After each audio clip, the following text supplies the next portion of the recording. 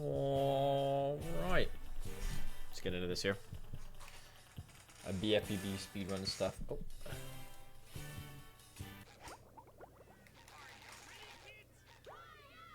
BFBB speedrun stuff again today. Hopefully not sucking as much as last time, but probably just as much. I've done some practice in between last stream and now, but not that much, just because, you know,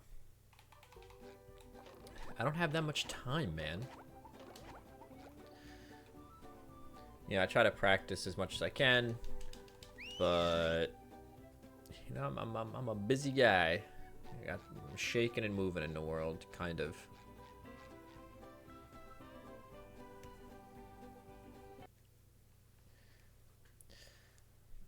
Put up the 1 month reminder video earlier today. Oh, it didn't, oh, I remember. That's why. I was gonna say, it didn't save our run from last time. And we're back at 67. But I could just fix that right now.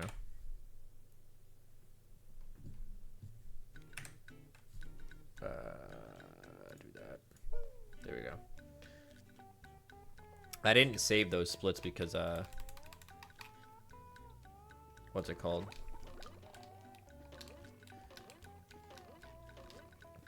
There was that one split that got messed up because I didn't split at the right time. And so it was like a 2-second split or whatever it was.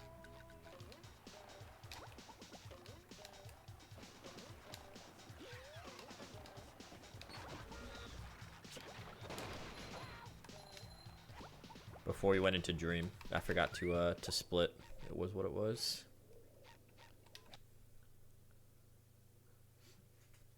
Yeah, we doing BFBB stuff, so. There will be the no reset run at the end of the stream, of course.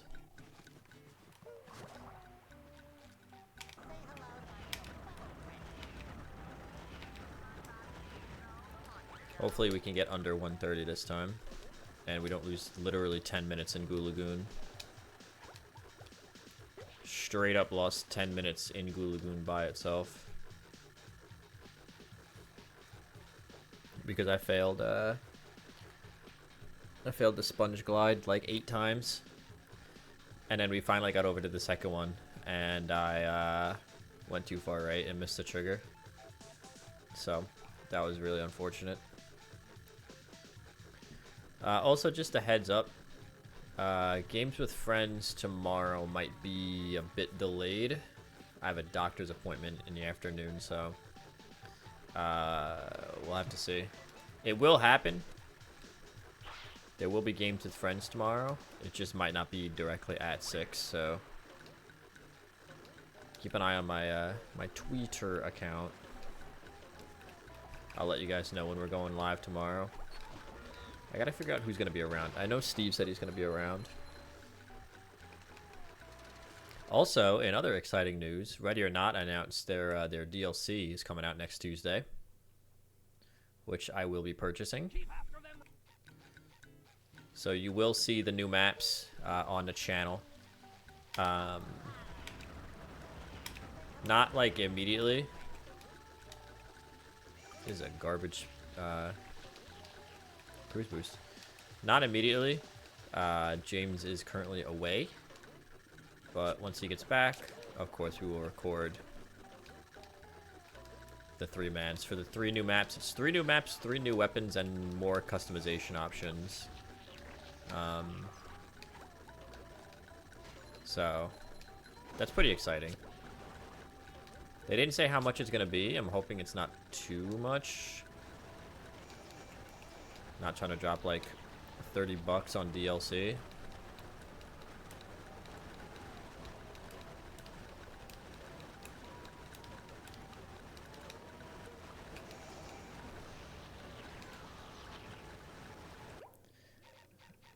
But we'll see. We'll see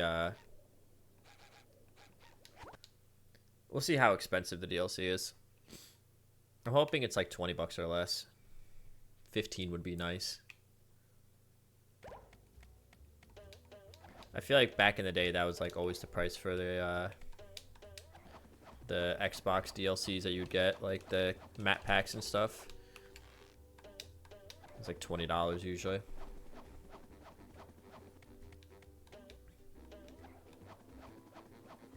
I'm very interested in what kind of weapons they're gonna add. I hope they add some kind of DMR. That'd be cool. And I hope one of the maps would be able to actually be useful with it.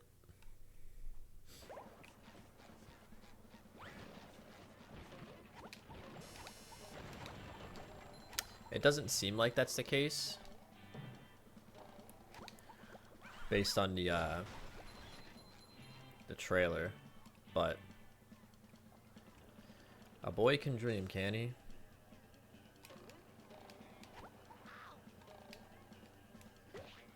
Yeah, we're gonna practice this trick quite a bit before we do the run today.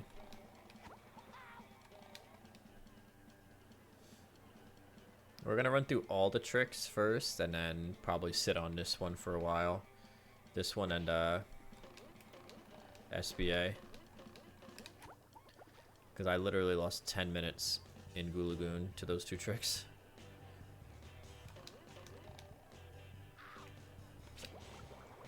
No, I don't think we would have made that. That did not feel right.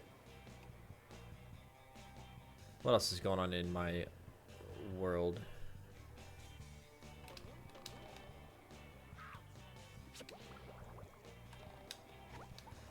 They put out the Bloomborough deck lists today for Magic, if anybody's a Magic player. I looked over them. Some of them seem pretty good. Like, I can... We're gonna miss a trigger. Oh, we are so far right. Right.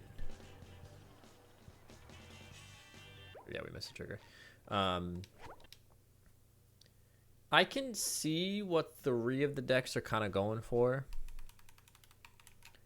I think the Golgari one looks good right out the box.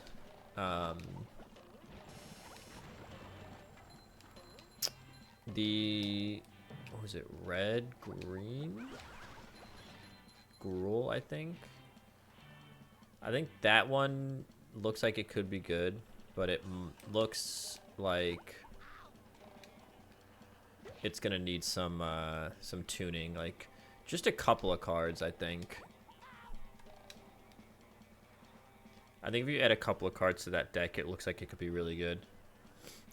The blue, white, green deck, I kind of see what it's going for. I don't think it looks that good, but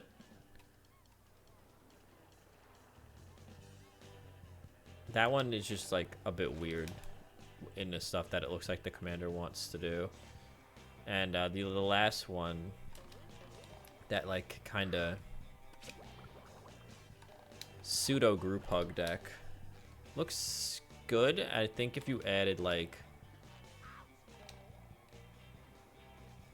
if you literally added 1 card, we should be good with this one.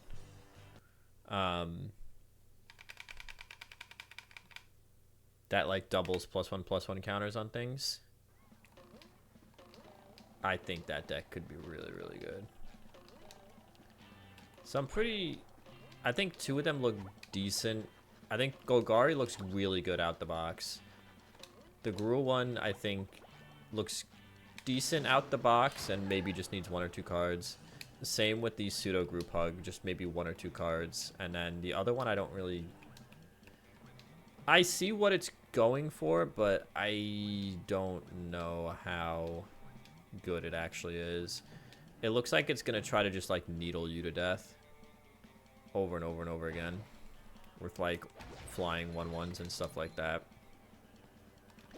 Although I always say a commander that flies is always very, very scary, because that thing could potentially one-shot you. Like, it looks like it is kind of hit or miss. Like, if you get your commander up high enough with all the 1/1s that you're going to be creating with its ability, then yeah, absolutely, it looks like it could maybe 1 or 2 shot you through the air for sure.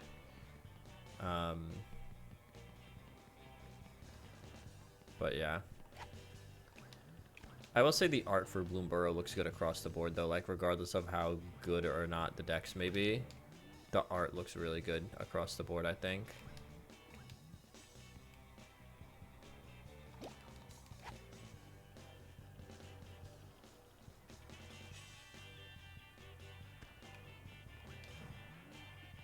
I don't know if that worked or not. We'll see.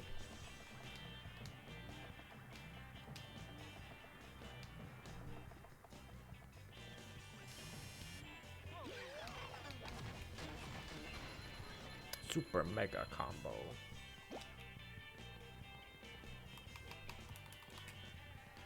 But yeah, it's exciting time to be a nerd. Got Ready or Not DLC. Magic decks dropping. The Assassin's Creed stuff for Magic just came out, so that's exciting.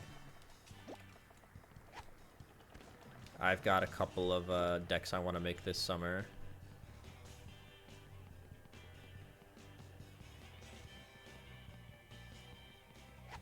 Or that, like, I've already made. I just need to, like, make them in real life. You know what I'm saying?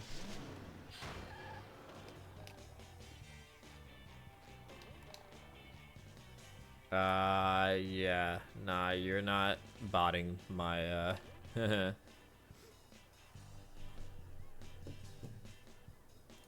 Yeah. You can get out of here, buddy. Thanks for the offer, pal. Not really.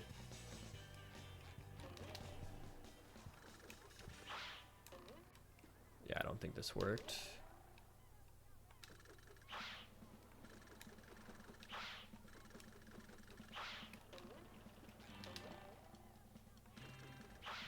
Yep.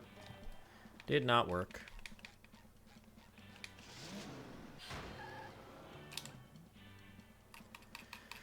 This trick sucks. It really does. That's why we do it early in the run. I don't get people who set up bots that do stuff like that. Like, you really just have all this time to just be a loser, huh? And just send your little AI bots out into other people's chats and just be annoying. Big 5-head energy right there.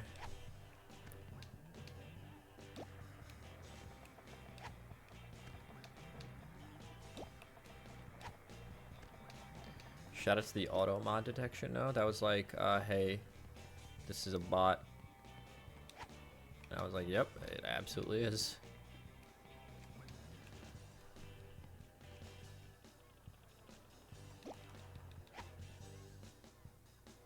Damn, it didn't work again, huh?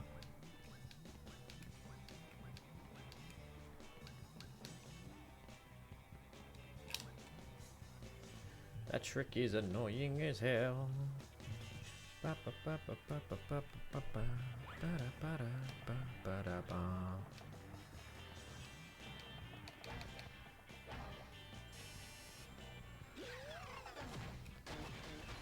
I still want to do that video idea that I had a long time ago. Talking about my top 10 favorite games I've ever played, and then the best games I've ever played. Patrick, grab the fucking stone tiki, please. There we go. I still want to do that. I think that'd be a fun video to discuss, like, the difference between the best games I've ever played and my favorite games I've ever played.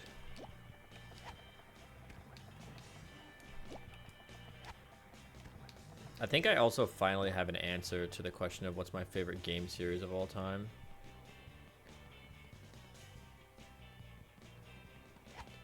Because, like, I didn't play a lot of, like, series games for a while.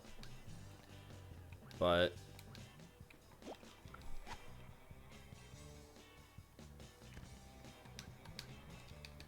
I've played through now Yakuza 0, Kiwami 1, and Kiwami 2, and I'm currently playing through 3. And I have all of them up to 6. Because I bought the bundle that was on sale a while ago. So, like, I think if somebody asked me now, I'd probably say Yakuza, even though I haven't played through all the games in the series.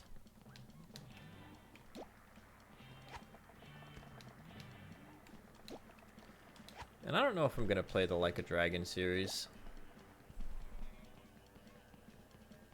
Turn-based combat seems a bit weird.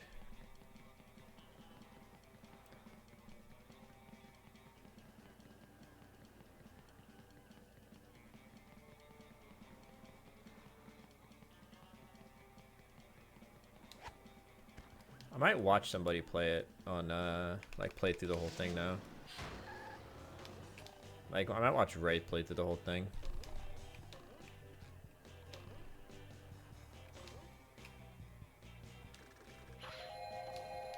There we go.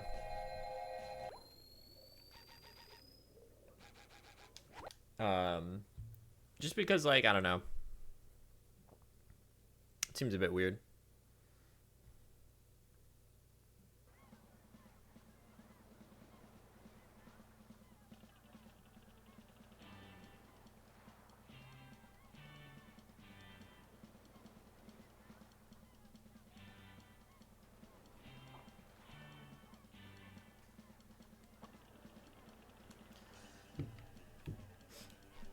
But it is RGG, and RGG makes good stuff.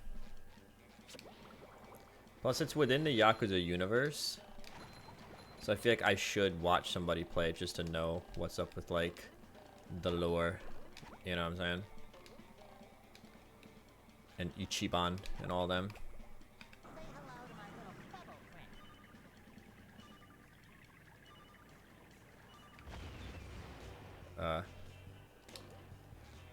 Oh, wow.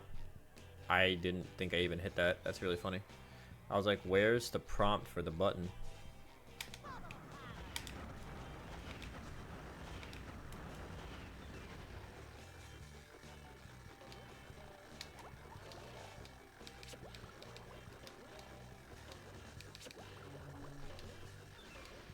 If you're hanging out in chat, let me know what your favorite game series is. Or if you've played the Like a Dragon games, if you think it's worth playing. I don't think it's not worth playing. I just don't know if, like, I would necessarily enjoy it. You know what I'm saying?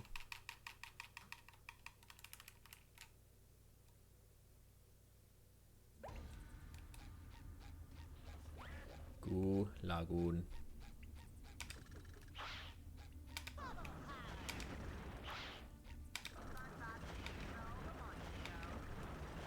Except this isn't Goo Lagoon at all. This is Rock Bottom.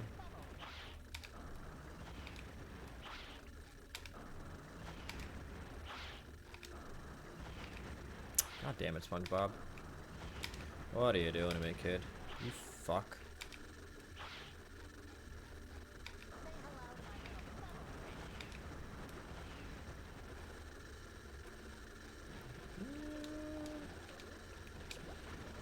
Oh yeah, this is fast enough. I just gotta not suck.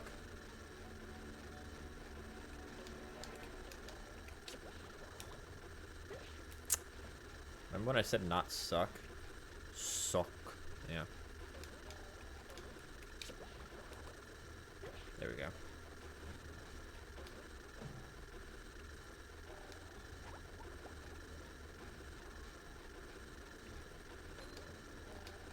That jump always makes me so nervous during runs, and I always bubble bash, even though I probably don't have to.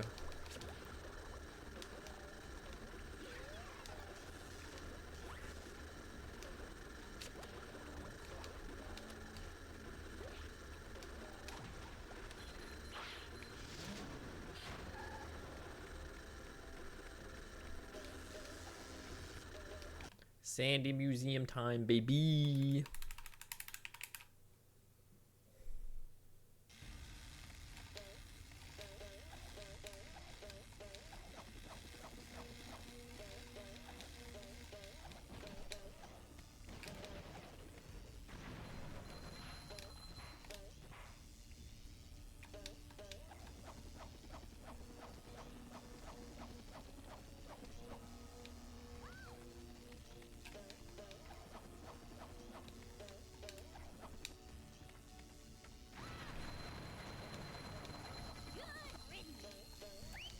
Yeah, I always collect the underwear there because I found if I don't, it like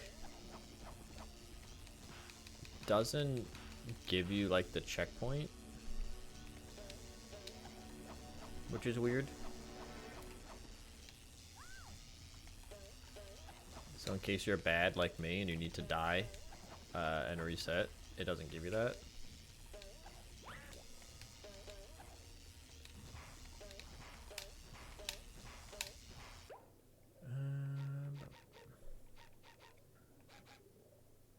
Yeah.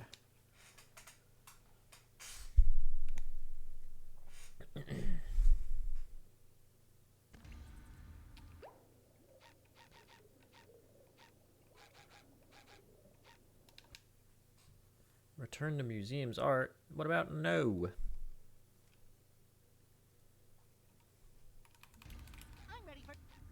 You're not ready for shit, SpongeBob.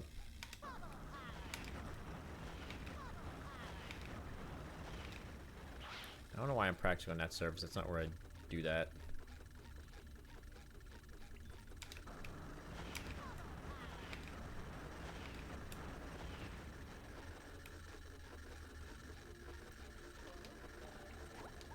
You don't really need a fast cruise boost for this area.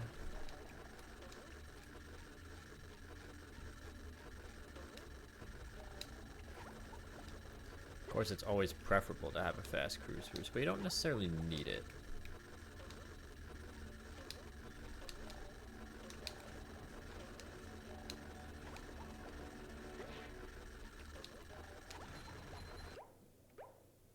The meme-a-la.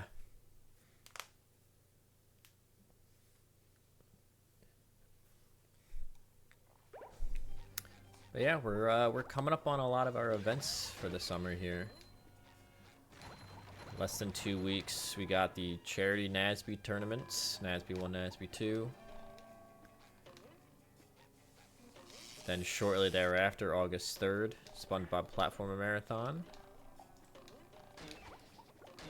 But for real this time. I haven't failed that one in a while.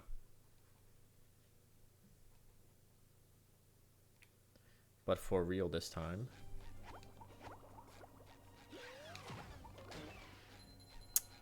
And then 2 weeks after that, there's Extra Life. So a lot of big things coming this summer.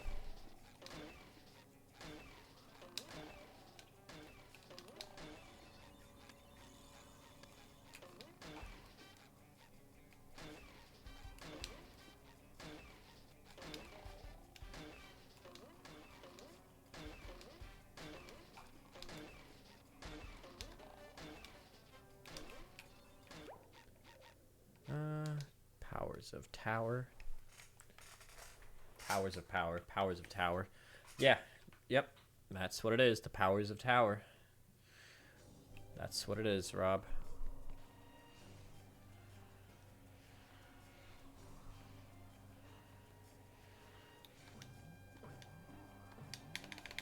Extra Life's going to be sick this year. We've got some new people, new faces, as well as returning faces that you come to know and love for this event.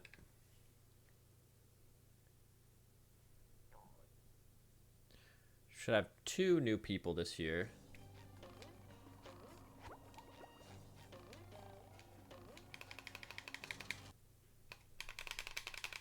And we're hoping that next year is going to be even bigger. We're kicking around some ideas for next year.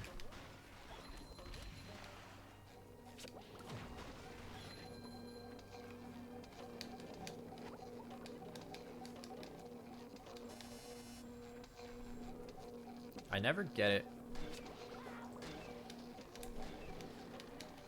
I was gonna say I never get it when it's going that way, but then I just did. Sand Mountain we don't gotta worry about. Kelp Force we don't gotta worry about. Dutchman's, yeah, we'll practice Dutchman's.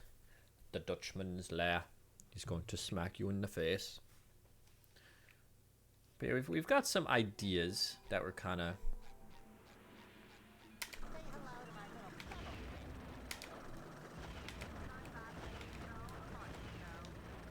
throwing around.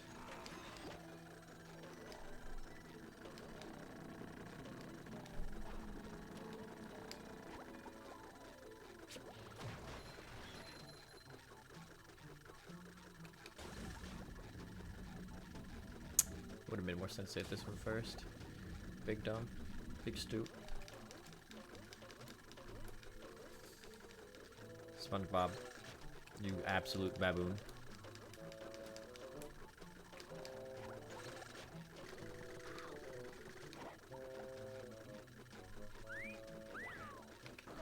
We're throwing around some ideas for Extra Life next year that may or may not involve a certain card game known as Magic the Gathering.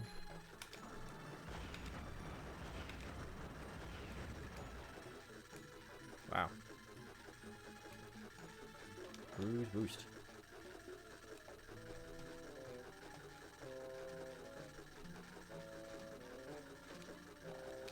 I do want to try for one of these Games with Friends weeks to get Magic on the stream. Maybe play 2 games or something like that.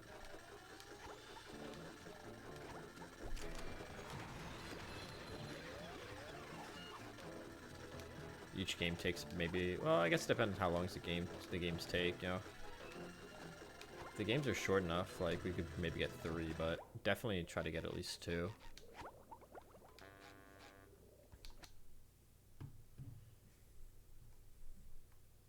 Play some tabletop simulator, Magic the Gathering.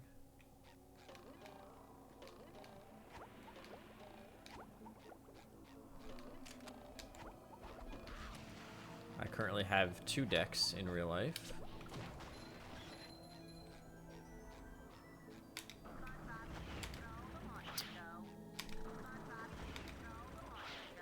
I have a Bulgari Stickfinger Skeleton Typal deck and a Tori the Avenant Fury Rider Knight Typal deck, which is an entirely proxy deck based where I made proxies of all the art from with characters and art from Fate, the Fate universe. So one of the decks I want to make this summer that I'm probably gonna make in August as like my little birthday gift to myself is the deck is called Spice and Wolf, and I got the idea because of the Spice and Wolf remake that's currently airing, which, by the way, if you've never watched Spice and Wolf before, I would highly recommend watching the remake. If you've watched Spice and Wolf before, I would highly recommend watching the remake. It's very well done. The art is great. And they got the original voice actress for Hollow back, so like, what is there to complain about, you know? I think they've done a fantastic job with it. But basically, it's Wolf Typal with flavor of making a lot of treasure tokens and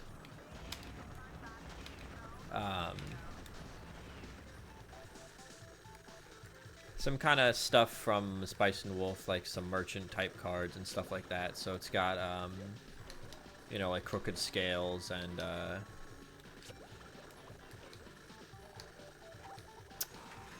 Crooked Scales. It's got like Discerning Financier and stuff like that in it. And the commander's Galadriel, Light of Valinor, because she's a noble. And I was like, you know, in the show they deal with like the church and kings and stuff, so it's basically like a Wolf Typal with merchant treasure flavor. So it makes a lot of treasure tokens, makes a lot of wolf tokens, has a lot of wolf cards in it, and then you just go face. Make money, make wolves, go face. So that's what I'm probably going to be making in like August or so. I'll make that deck. I already have some of the cards for it.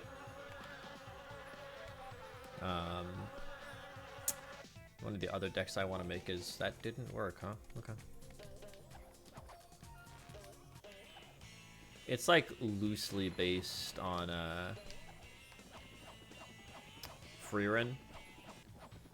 Beyond Journey's End, which again, another show I highly recommend you check out.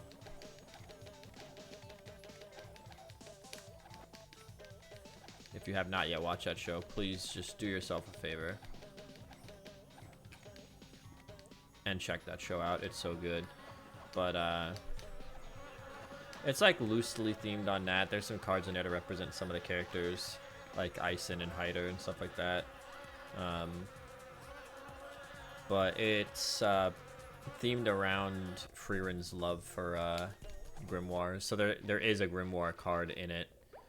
But there's also there's a mimic card in it for that running joke in the show. But the deck makes enchantment copies. So I forgot the first name, but it's Tanya? Red Tooth Agent. She's the one that you tap her to make a copy of an enchantment you have.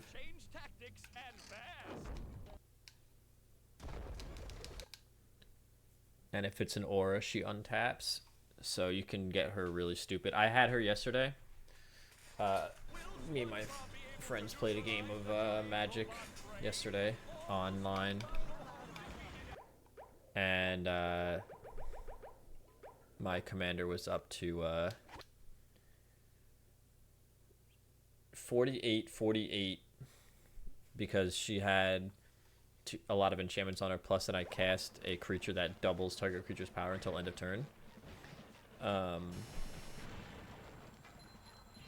Whenever he ETBs or another enchantment, I think. I have to look at the card. I don't remember if he also does it when another enchantment hits the battlefield, but whenever he ETBs, he does that. He doubles target creature's power and toughness.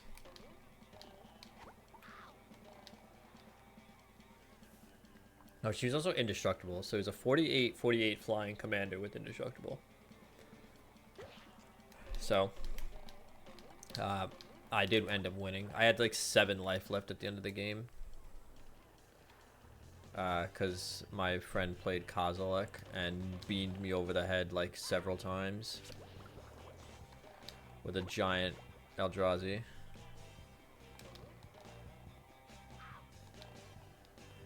And I could have ended the game even quicker, but he countered one of my other enchantments that would have given my commander flying earlier.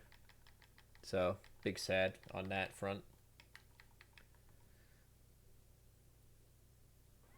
But yeah, Yana, Red Tooth Agent? I think it's Yana, Red Tooth Agent. So yeah. Make enchantments, make copies. There's another deck that I was considering making, which is, I called it Gods and Mortals. And basically it's a Wooburg deck with a lot of the gods cards in it, like all the cards that have their type as god, but with also a lot of adventure cards in it. And so like the theme is supposed to be like almost like you're reading, you know, one of those ancient Greek legends where all the mortals like go on these adventures. So you have all your sorcery and instant adventure cards, and they interact and deal with like the gods and whatnot. And I think it's really fun. I really like it because it is a pretty flexible deck that can interact with the board a lot. Because you get, you know, your sorcery adventures, like your god cards are expensive, but your sorcery or your adventures are generally pretty cheap. Like most adventures don't cost more than like 4 mana a lot of the time.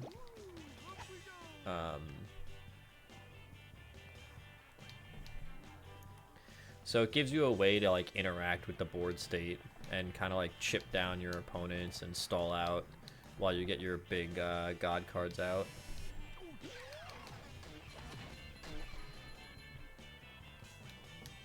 So it's pretty cool. Like the enchantment deck, the enchantment deck also has you know, some sagas in it, but this deck also has a couple sagas in it that are really good. You know, because again, the whole theme is like it's supposed to be almost like you're reading an ancient Greek tale. So I really like it. I think it's pretty neat. The commander for that one is Sisay, Weatherlight Captain.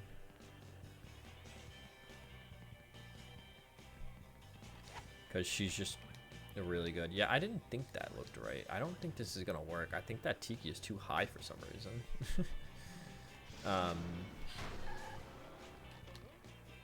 Yeah, this doesn't look right at all. Oh, what do I know? That's like perfect. We'll do this one more time, and then maybe we'll start getting into some runs. Some no reset runs, and then if we hit like 730 without a real run, we'll do a no reset.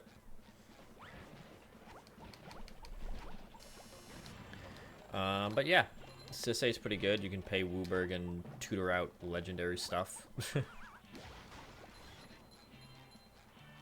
I won the last game I played with that deck because I had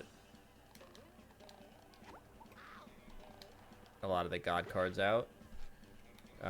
Plus I had... I don't remember what the name of the card is, but...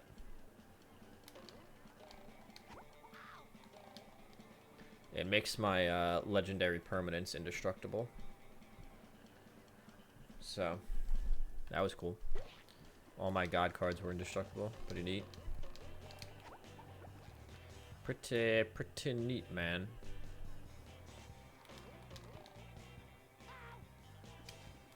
Oh, okay. Messed up the timing a bit there, buddy.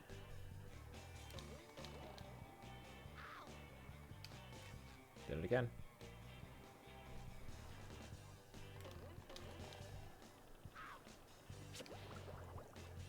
There's no way we're making this. Oh wow, we did. That was not nearly as clean as I thought it was gonna be.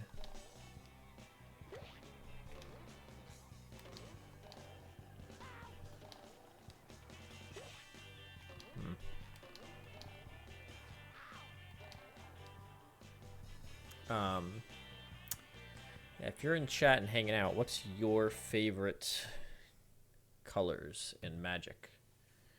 Magic the Gathering. If you play Magic and you're hanging out in chat. I think my favorite colors... my favorite deck type... might be banned. It might be green, white, blue. I really like the flexibility that green, white, blue brings to the table. Because you get your control pieces in blue, you get your ramp in green, and white has really good board interactivity, like Path to Exile, Swords to Plowshares, Generous Gift, stuff like that. I know black has the best removal, arguably, but I like having the option of exiling stuff instead of destroying it to get around indestructible, because a lot of black is destruction, not exiling.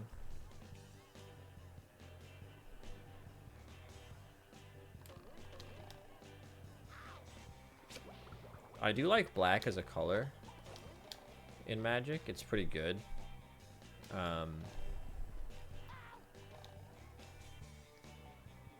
Actually, one of my friends is basically like almost a mono black player. Like all of his decks have black in it. But yeah, I like black as a color. I think Golgari is a really good color combo too. But I don't know. The decks that I make don't typically end up having black in them for one reason or another. Like Yana, Red Tooth Agent is green white. Spice and Wolf is green white blue. Oh, I also made a, I did make a black-white Spirits deck, which is a $60 deck, and can even be cheaper. I didn't change into Patrick. It could be even cheaper than 60 bucks. It's $60 with one of the gods that triples the amount of tokens you make. Not Essica. I don't remember what it is. It's the white god that triples the amount of tokens you make. Like if you would create X tokens, you create X times 3 essentially. So if I took that card out, it would be a $40 deck. It's basically Spirit Typal with, you just make a bunch of tokens. That's more or less what it is. Like, it's nothing, that deck is nothing special. That was just, I tried to make that deck a Ghostbusters themed deck by, like, adding some humans and, like, stuff like that, and I tried to find something that would be like the Stay Puft Marshmallow Man and whatnot, but it just, like, I don't know. I didn't really find anything that really seemed to fit super well with that kind of theme, so I turned it from Ghostbusters into Ghostmasters, which is, if you don't know, that's the game I played for the channel for Halloween last year.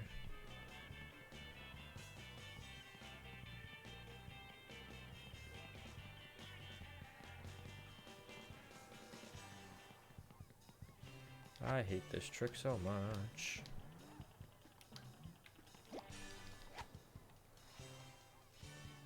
That's not gonna work. I already know that's not gonna work, but we're gonna go with it.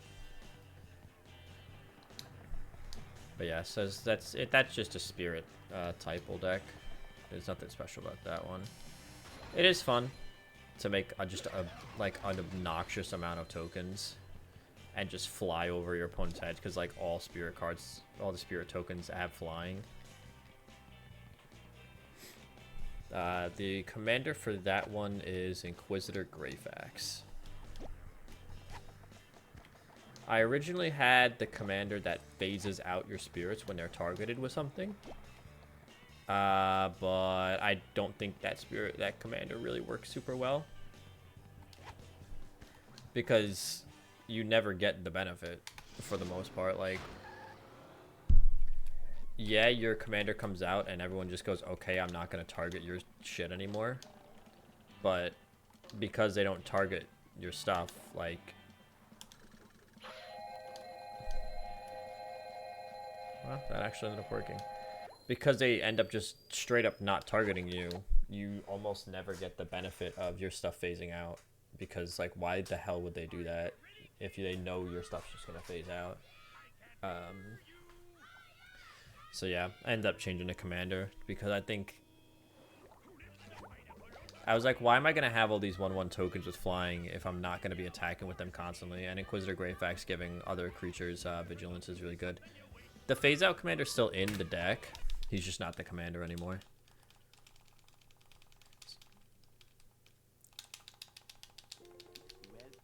So no guarantee on these runs that we're gonna finish it. We obviously are probably gonna reset, but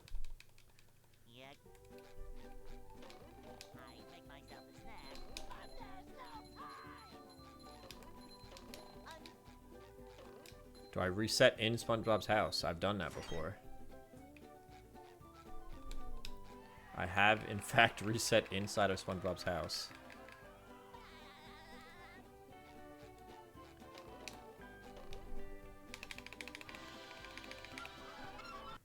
I think I fucked up and, like, didn't grab the shiny object that was inside the bathroom, and that's why I reset.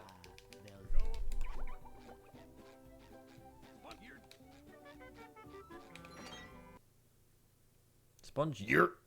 He's from New York. 1, 2, 3, 4, 5, 6, 7, 8, 9.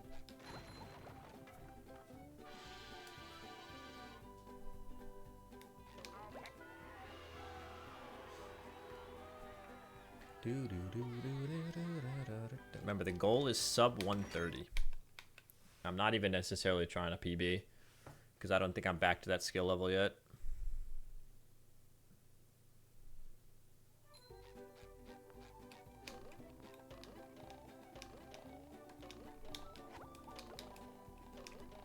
Now I can wear 4 pairs of underwear. This is great.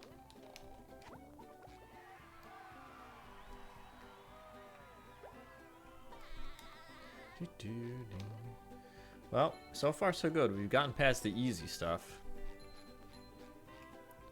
I haven't messed up, like, climbing Squidward's house, which for some reason is, like, really difficult for me, and I don't know why. It's like one of the easiest tricks in the entire game. Hey, Plankton.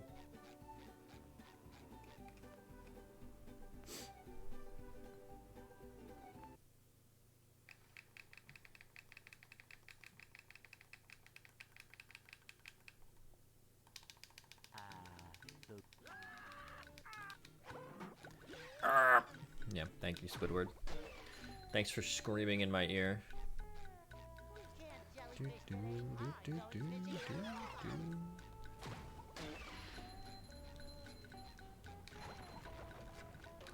My ankle itches. Not now.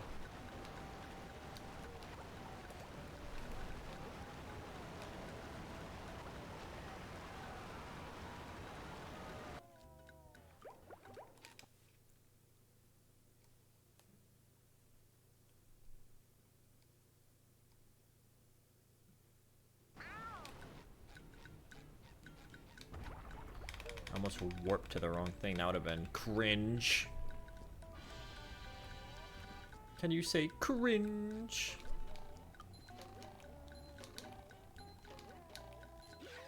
Get out of here, kid. You bother me.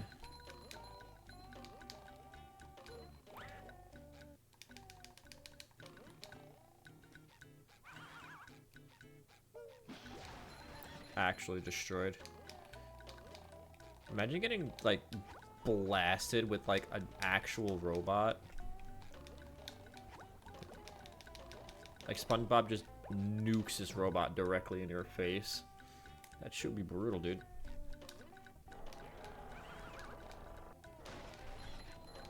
That shit would hurt. That shit hurted.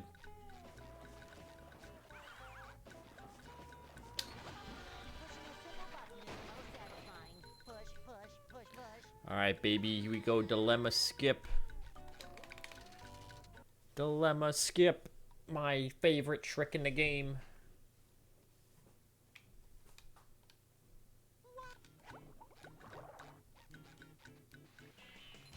Bam, bam, bam, bam, bam.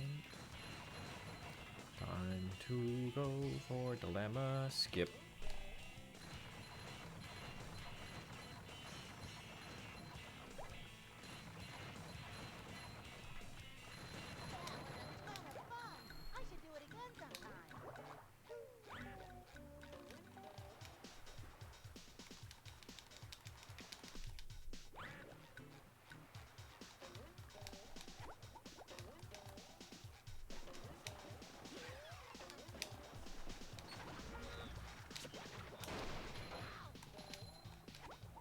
Nice. That's so cool.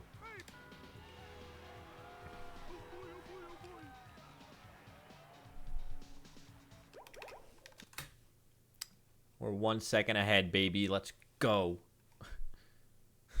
Huge.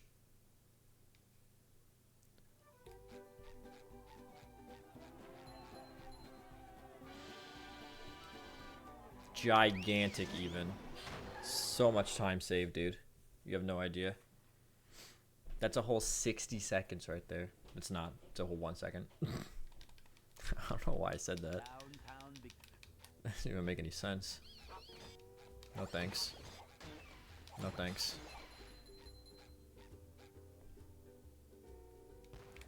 Downtown's a pretty leisurely area.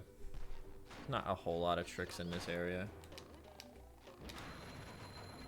Just a lot of stuff that'll give you time loss if you're not paying attention.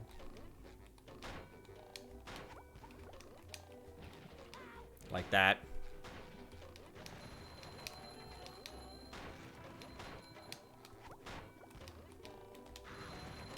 That was an example of bad, like technically good RNG actually being a bad thing.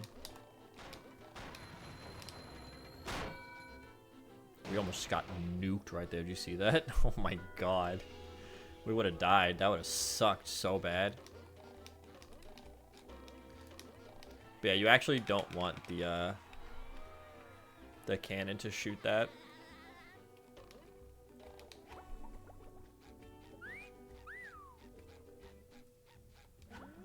Sometimes this tiki will randomly get destroyed, this like front one.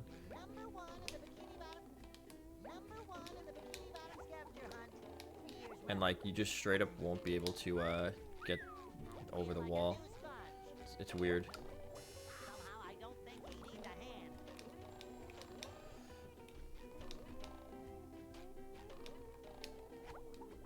Oh, grab that ledge, SpongeBob.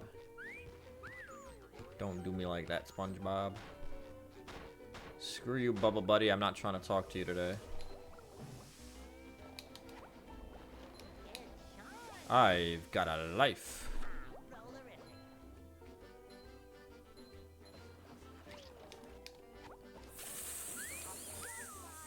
That sucks. That's time lost for like literally no reason. There goes our time save. Because I got out of SpongeBob too early because I'm dumb.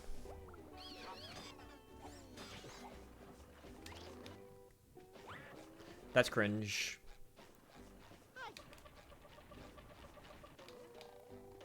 Rip run. No, I don't know where the time save is in this run. Like I said, I really should rewatch the VOD of like this PB. So I actually know like where my time save is. We don't get this sock right now.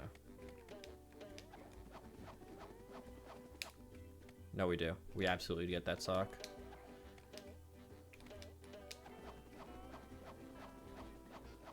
Yeah. We absolutely... I thought we did, and I... don't know why. Don't know why I didn't. That was really dumb. That was very, very dumb of me to not get that sock. Oh, well.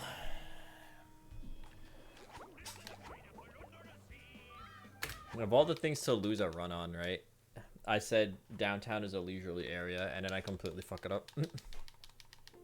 That's funny.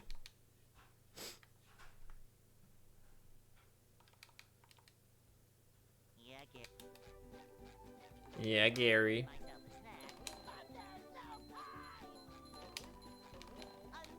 And that sucks, because that was run 69. We were blessed. We were truly blessed for that run. By run 69. Hate to see it.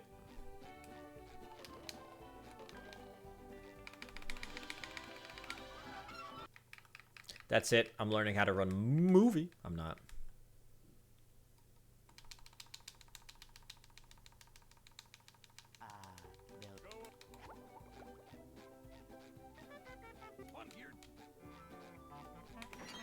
We want to get his text box there because, like, otherwise he's gonna try to drag you. 1, 2, 3, 4, 5, 6, 7, 8, 9.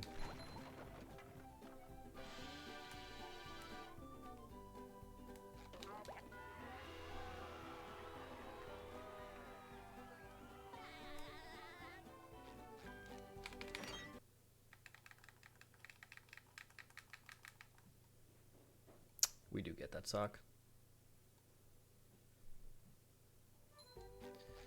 I could have kept going, but because there is a backup sock we can get. There's actually like a couple of backup socks we could get. They're just really annoying to try to get is the thing. And I already lost time to that stupid being dumb with the sponge ball. So I was like, well, whatever. Streamer does worst downtown Bikini Bottom segment of all time is fired.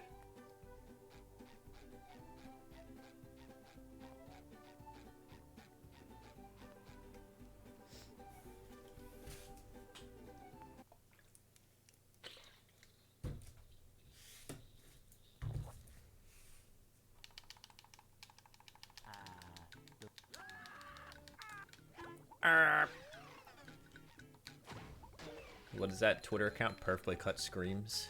Yeah, we need that, but for Squidward. I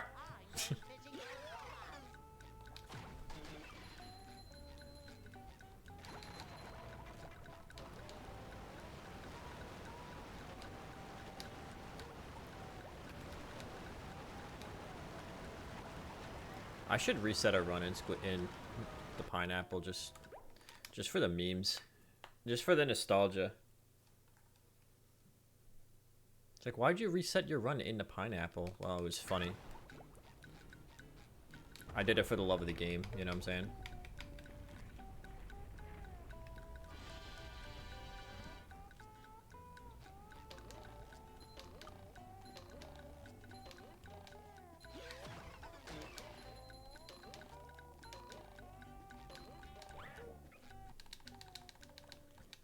Do it for the love of the game, man. See you later, nerd.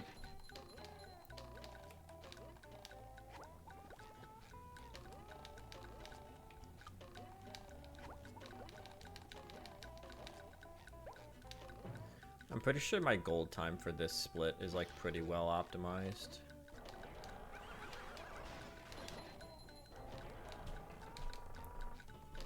As far as like for my skill level is concerned, obviously not for like real speedrunners. Like I don't think there's a whole lot of time save in this split, either off my PB or on my gold.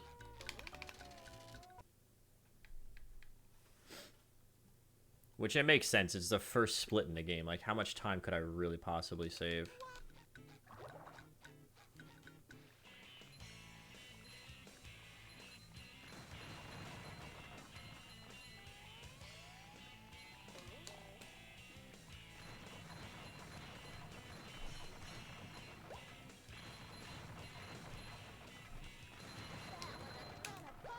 I should do it again sometime.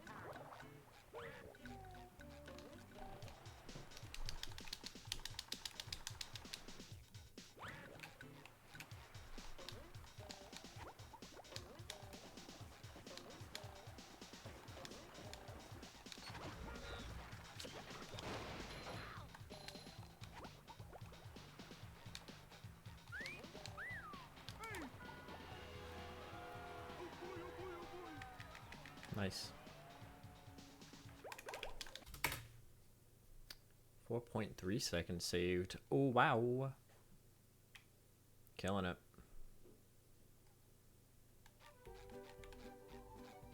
Hey, Rob, you might want to get the sock this time, buddy. Yeah, thanks.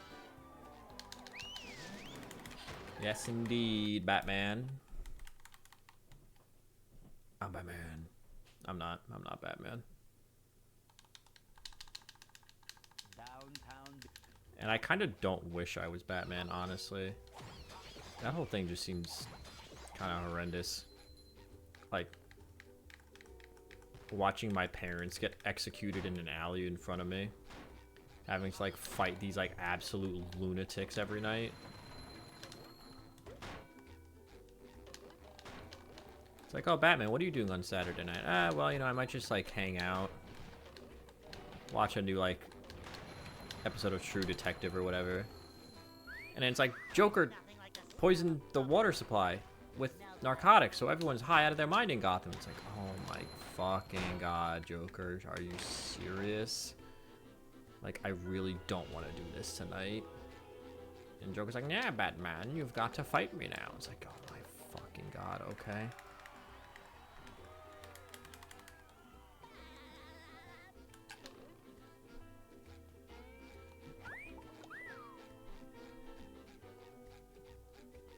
Schizophrenia maxing, you see?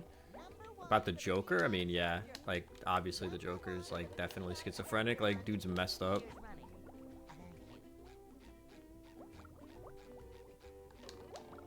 I don't think he needs a hand. That's one thing I actually really don't like about Dark Theme, is it's really hard to see blue names, like the blue color that you have. And that's not your fault, that's just Twitch being, like, weird with like, really dark blue names like that. Hey guys, we made it through, like, the hardest trick in the game right there, let me tell you.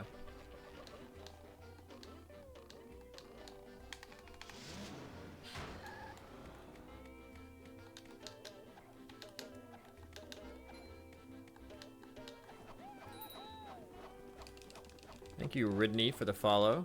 Appreciate that. Hope you're having a good time, having a good day. Watching me be absolutely awful at this game. Because I am bad. As you can tell by my PB being a 118. But also I haven't really done speedrunning in this game for like a year, so absolutely just not good. Not. Hey, Anthony Fantano, what do you think of the speedrun? Not good. Hey, Larry. How you doing, buddy? Being a lobster? Yeah, I see. Understandable.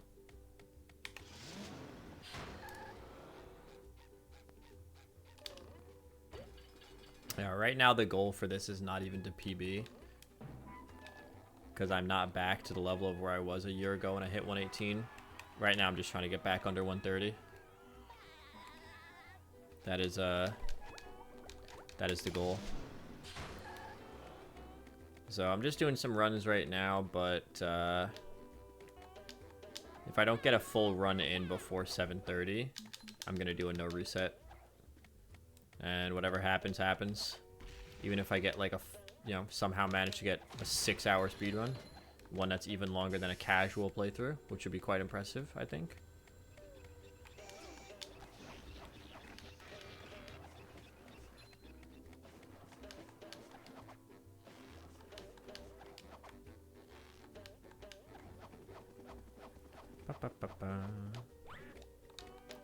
Do I want to pay the clam? No, not at all.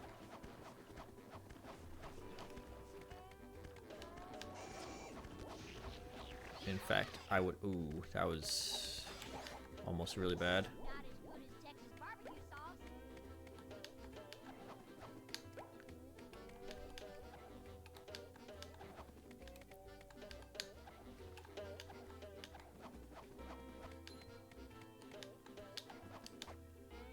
Get 1 hour with some dedication. I'm unsure if Shift will ever be outrun. Probably not. I don't think anyone can outrun Shift at this point. Dude is just like actual god gamer at this game with like the amount of dedication he's put in.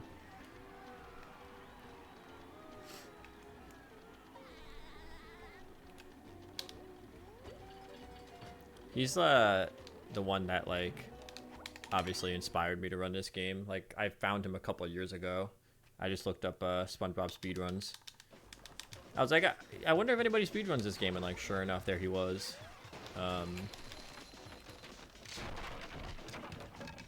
Missed that like a dummy. But yeah, at this point, like I said, I'm just trying to get back to this has been a absolutely abysmal lighthouse section. I'm just trying to get back to like under where the hell am I going? I'm so bad. I thought that was the last one for some reason. Not paying attention. I'm just trying to get back under 130. This lighthouse is horrendous, though, I'll tell you that much. Jesus. Completely lost track of what I was doing there. But yeah, I mean, I don't do the, I know Shift has the 1 hour tutorial. I don't do a lot of the stuff that's in that tutorial. Yeah, we're gonna lose some time here.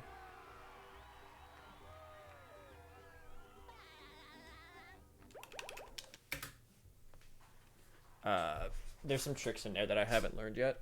I do like a mix of his old beginner's tutorial. Wow, we actually could have saved time there if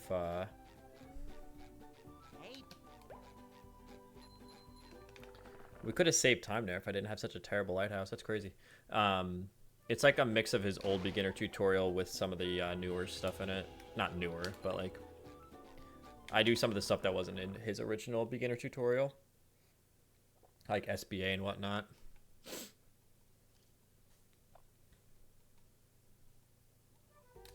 Yeah, the tutorial has like a lot of really hard stuff in it, especially in Dream. So if I ever get down to like 110, I actually don't know what the lower limit of this speedrun I'm doing right now is. Maybe like 115 actually. It's like the lowest possible this route can go. But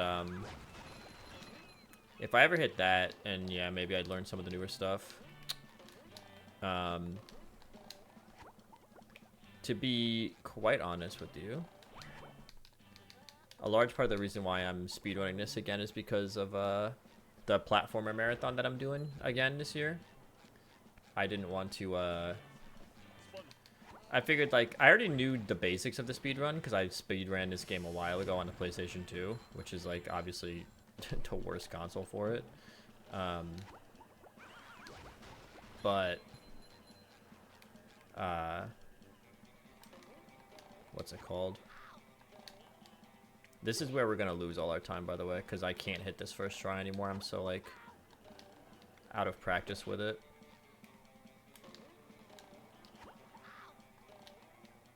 But I figured, like, I should relearn the speedrun for this game for the platformer marathon because it'll save me time, considering that's already going to be, like, a 14-hour stream.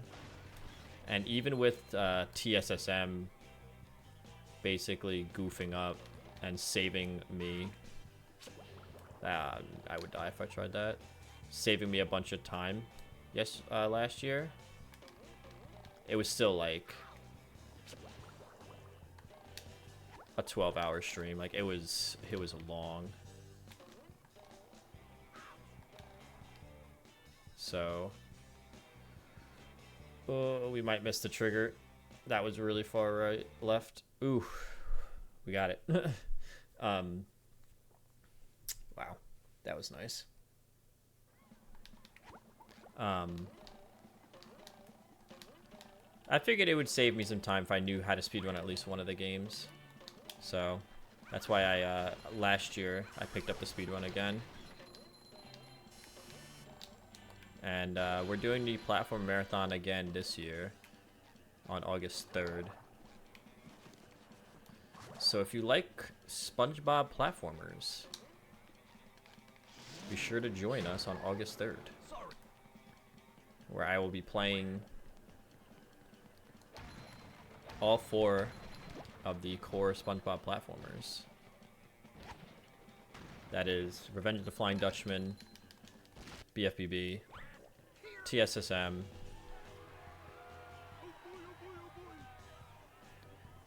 and Cosmic Shake, all in one sitting.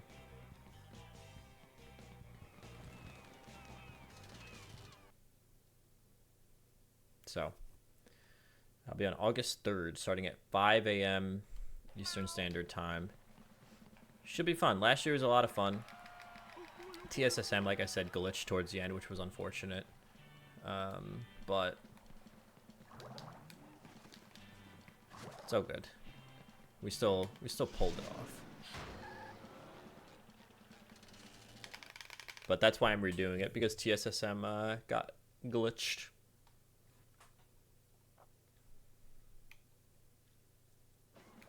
Which, like, classic TSSM, am I right, gamers?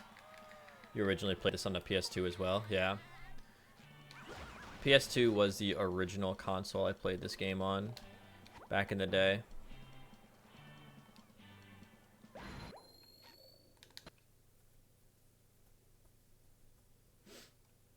Those load times are horrendous on the PS2.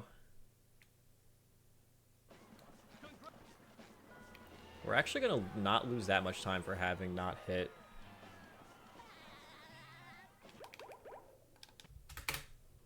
For having not hit towers first try. Interesting.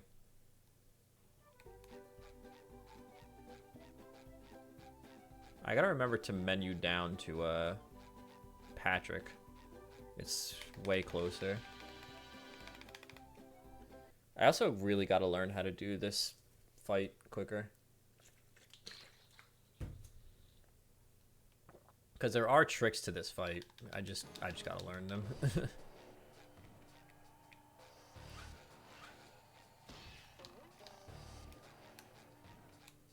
Come on.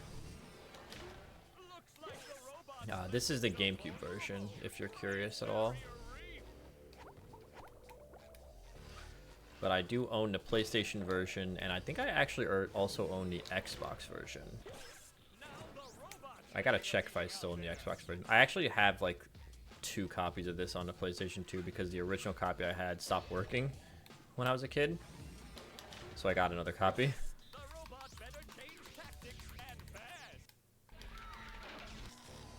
Right. I'm trying to remember the trick for this segment.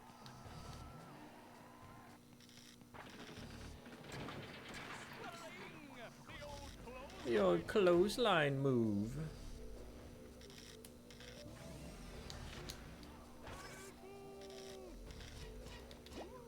The robot's losing its head. What a shocking takedown by I have this game. I own physical copies of all the platformers outside of Cosmic Shake. And my copy of Revenge of the Flying Dutchman and TSSM still work on my PlayStation 2, surprisingly. the old clothesline move.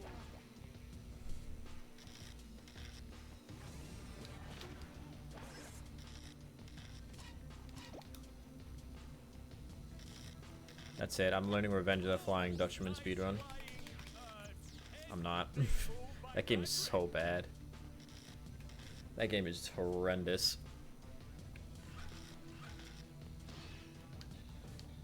But I give them credit. It was really like the first attempt at a SpongeBob platformer, so. And from what I understand, like that game actually had a really rushed development as well. Like they weren't given a lot of time, I don't think. Wow, I've never seen such an electrifying match.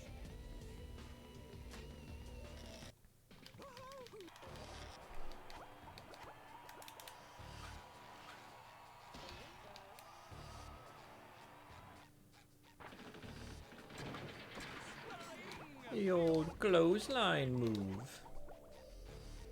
Come on, Sandy.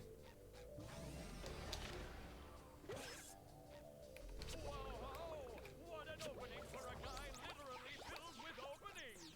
Oh, what an uppercut. I actually got hit during this fight last stream, believe it or not. Area Man somehow gets hit during Robo Sandy move.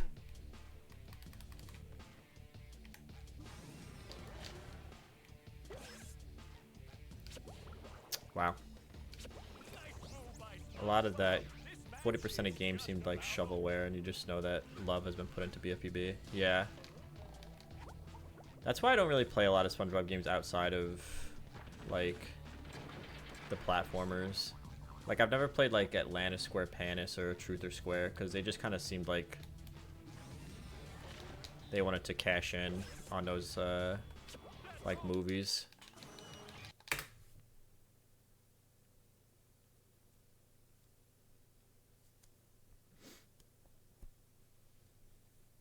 Hey, what?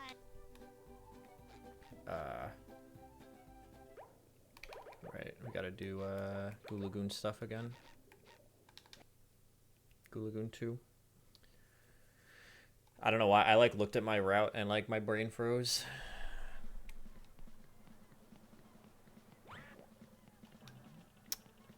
What's up, Trooper, Trooper, Trooper? Indeed, I do run battle. Kinda casually, though. As you can tell by my 118 PB. It's not very good. So many NASP people ran battle before. Yeah, I mean, it makes sense. It's, without a doubt, the best SpongeBob platform they've ever made. Cosmic Shake is good, too. But this is just, like, on a whole other level of quality. But I will say Cosmic Shake is really, really good. Don't get me wrong. Cosmic Shake is a very, very good game. But if I had to pick one out of the main 4 SpongeBob platformers, this one is the best. But yeah, I run this game kind of casually. Like, it's more for the fact that, like, oh, that's not gonna work at all, I don't think.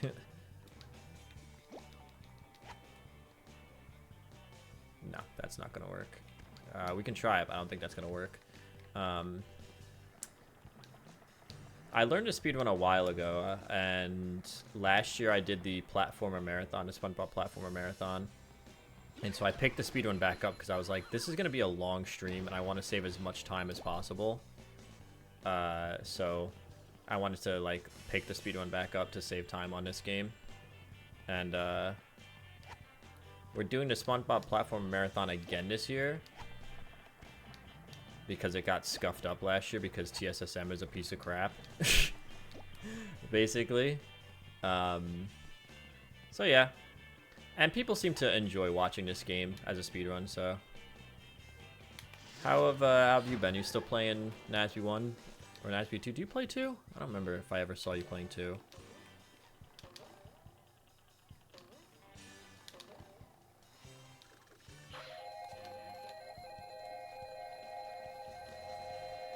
I am shocked that that worked. And this is actually so fast. What the hell?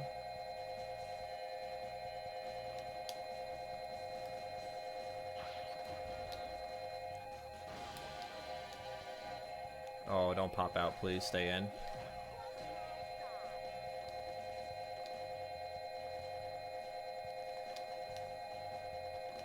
Yeah, the 30-30-30. The classic.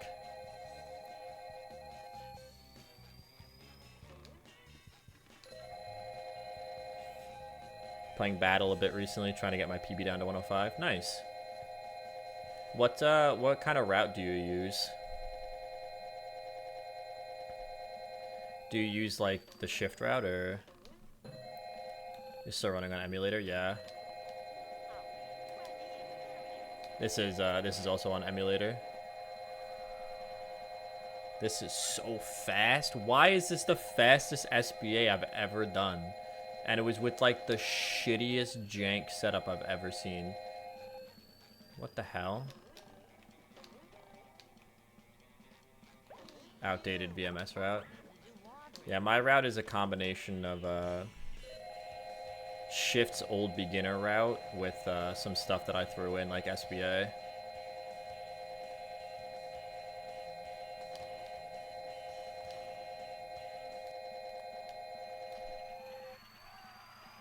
Wow.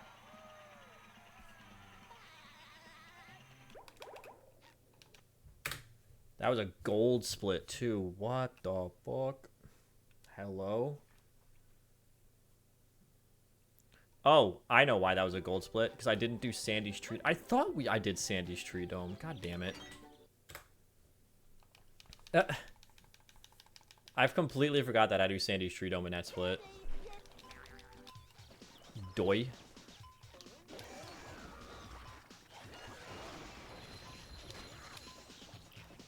Yeah, so that was a fake gold. Fake gold split.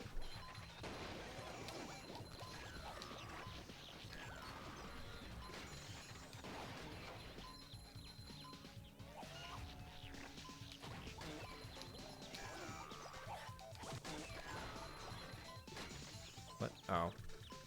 There's two bots over there. That's a little frustrating. Yeah, so we actually lost time on a split. Haha.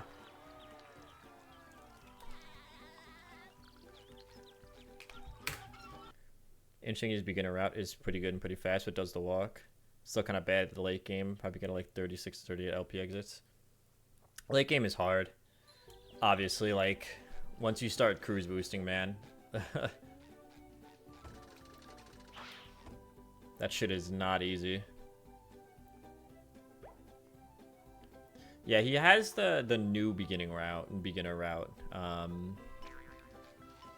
The beat the game in under an hour thing he did for his challenge.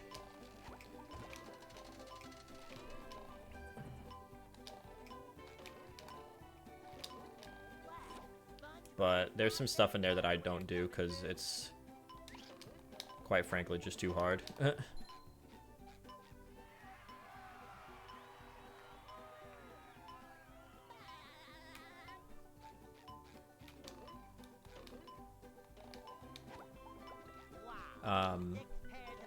But if I decide to keep this up after the platformer marathon, I might be able to I might start incorporating some of that stuff.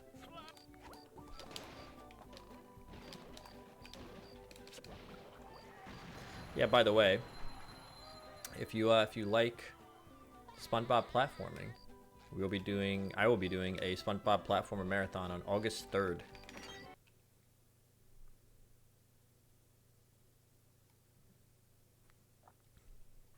August 3rd, I will be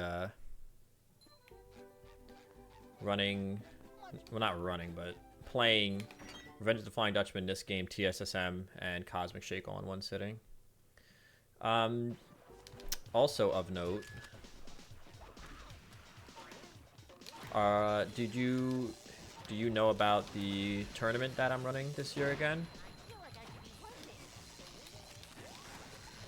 We're doing Brownie Brawl again this year for NASB 1 and NASB 2. And I don't know if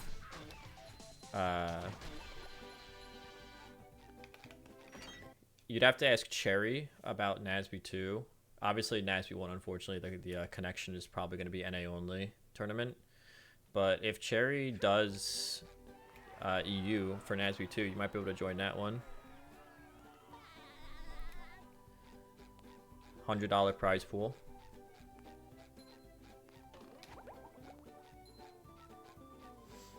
For both NASB 1 and NASB 2.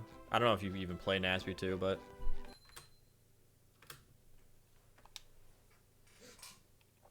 Dream 1, baby! Not a huge fan of NASB 2. Honestly, same, dude. Actually, just same, though. Okay, you need to get out of my face, Mr. Oil Robot. Played it for 90 hours and it wasn't your thing. Yeah, I played it for about 40-ish. Nah. NASB 1 better.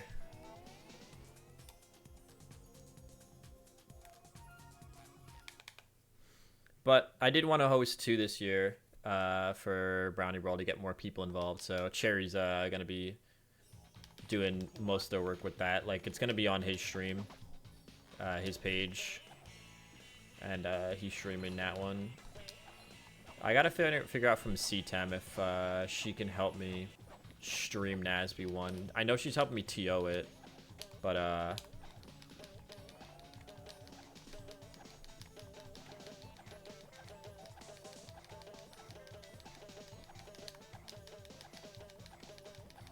come on. Alright, that should work. NASB 2 is fine, but I didn't find it unique enough for me to want to play it over other games. Yeah, I straight up don't like how it plays.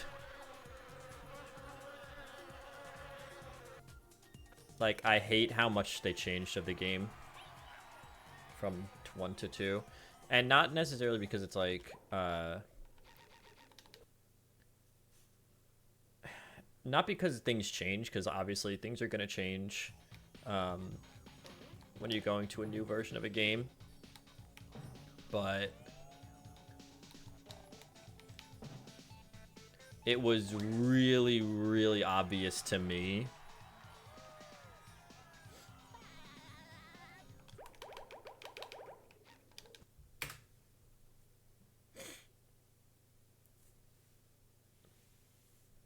like, it was really, really obvious to me.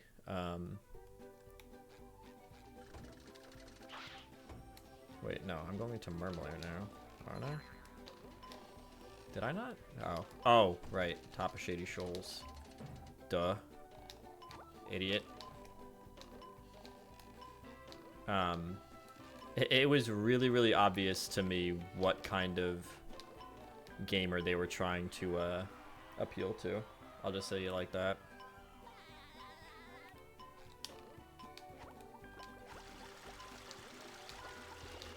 It was, it feels more like Super NASB Ultimate, if you know what I'm saying. NASB 1 had, like, kind of crappy patch cycles. You didn't want to deal with that twice, yeah.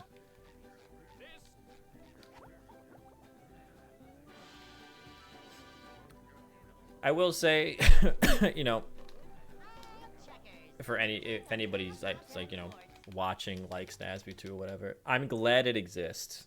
I think it's really cool that a game exists. I'm really happy that the devs got a second shot at making a game, and I'm glad that it was given much more budget and time to cook this time.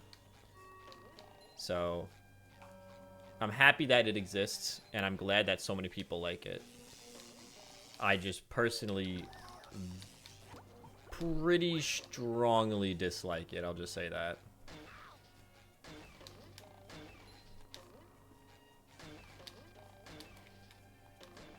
Like, I've been playing it on stream, trying to get more people to enter the tournaments, and, yeah.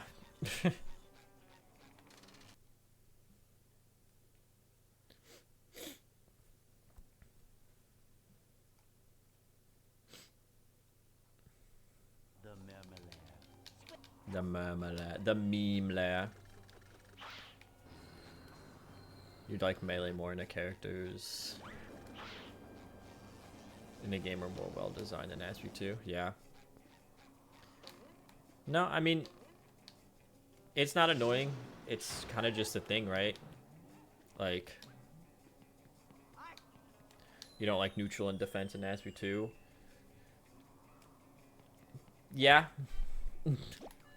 Because I think part of the issue is that because the game is slower than Asby 1, it lets people play more defensive.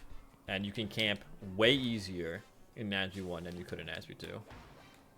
Or, sorry, you can camp easier in Asby 2 than you could ever do in Asby 1. 2, 3, 4, 5, 6.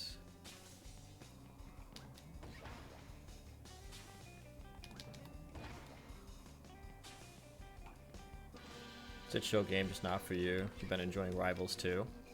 I've heard a lot of people are really, really high on Rivals right now.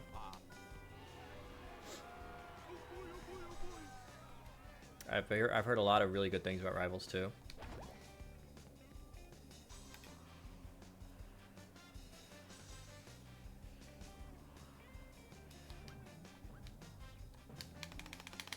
I recently kind of wanted to go back and play Rushdown Revolt again. I played that game at Super Smash Con 2 years ago, and it was a lot of fun.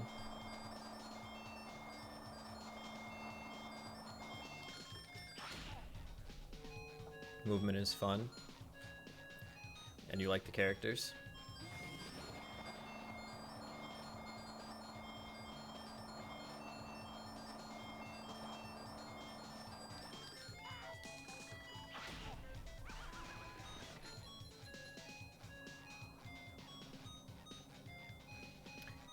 Heard pretty good things about Rushdown. Yeah, Rushdown is really good. I really, really like it. Somebody in the chat the other day was talking about Rushdown Revolt. They were a Rushdown player.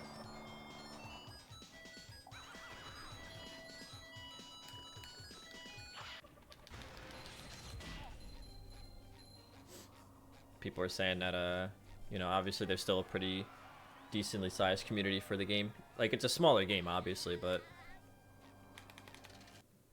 You're sad about what happened with the Rushdown dev team? What happened to the Rushdown dev team? I don't think I've heard about this.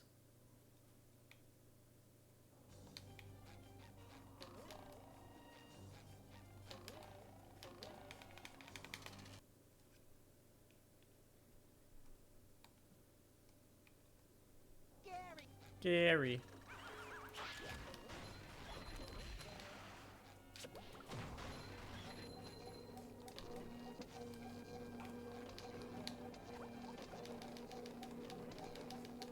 Come on, SpongeBob. Catch the lip, dude.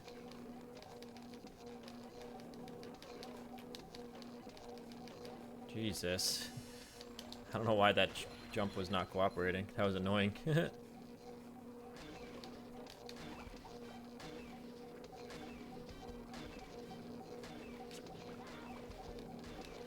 Yeah, and that's the problem with waiting too long, is like he starts spamming those things over the ledge at you.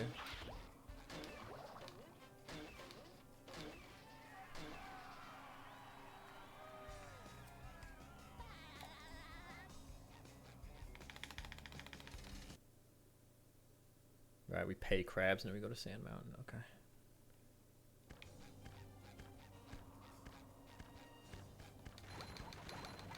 Said paid online and made a bunch of weird decisions that killed the interest in the game.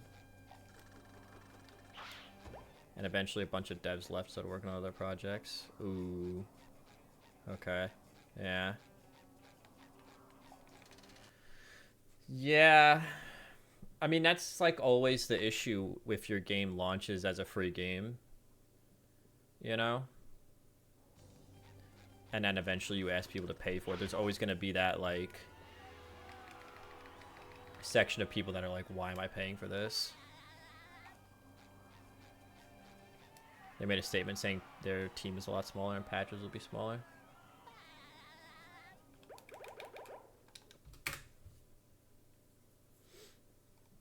Yeah, you're always going to have that kind of issue if your game launches as a free game. But unfortunately, to a certain extent, you almost kind of have to make a game like that free because you need to compete. Like, because Smash is obviously such a huge game, you need to give people some reason to check out your game. And unfortunately, you know, you kind of have to appeal to Smash players. You don't have to go as hard as Nasby 2 did to do that, but you do need to give them a reason to try your game instead of playing Smash, and making it free is a way to do that, you know? You don't think Rushdown's built up enough of an audience to ask for a $25 online fee? Yeah, that too. That's the other issue. Especially because it's like, well, I'm going to be paying for online. There better be players online.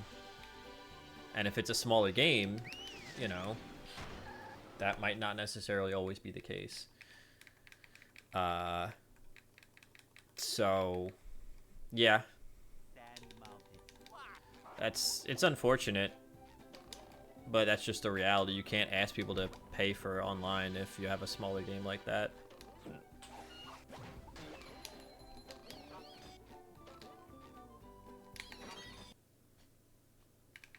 Especially after the fact, after it launches for free, you know?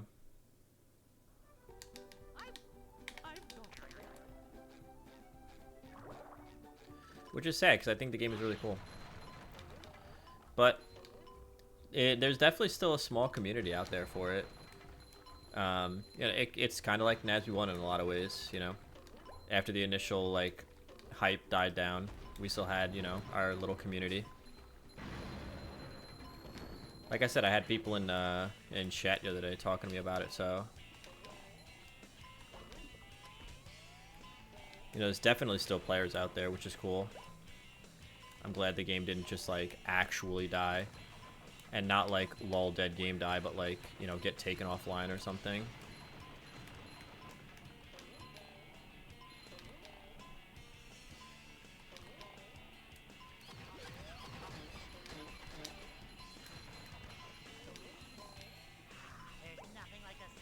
Lol dead game, lol game actually has players.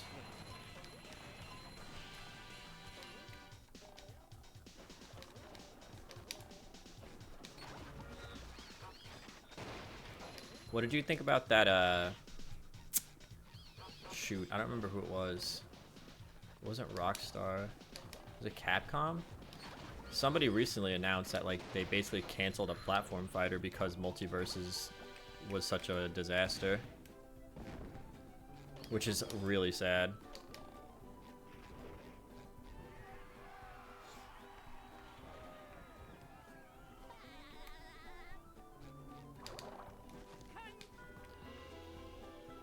The platform fighting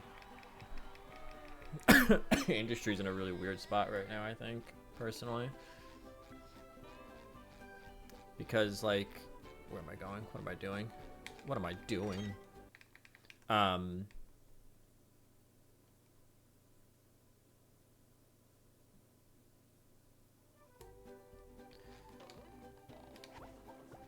Because we went through a period where it was like, we had all these platform fighters coming out, and it was like, oh dude, this is sick. We've got Nasby, we've got Fraymakers. I think Rivals 2 was announced at the time. All this kind of stuff. Riot, that's what it was. Yeah. Riot canceled a platform fighter. I almost said Rockstar. Definitely was not Rockstar. But yeah, we had like all these platform fighters coming out, and then all of a sudden it was kind of like Framemakers kind of flopped.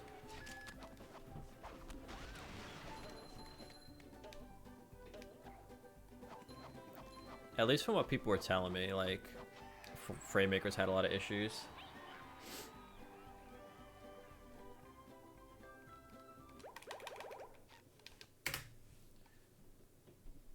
I must have died. I think I did. Okay, I think I did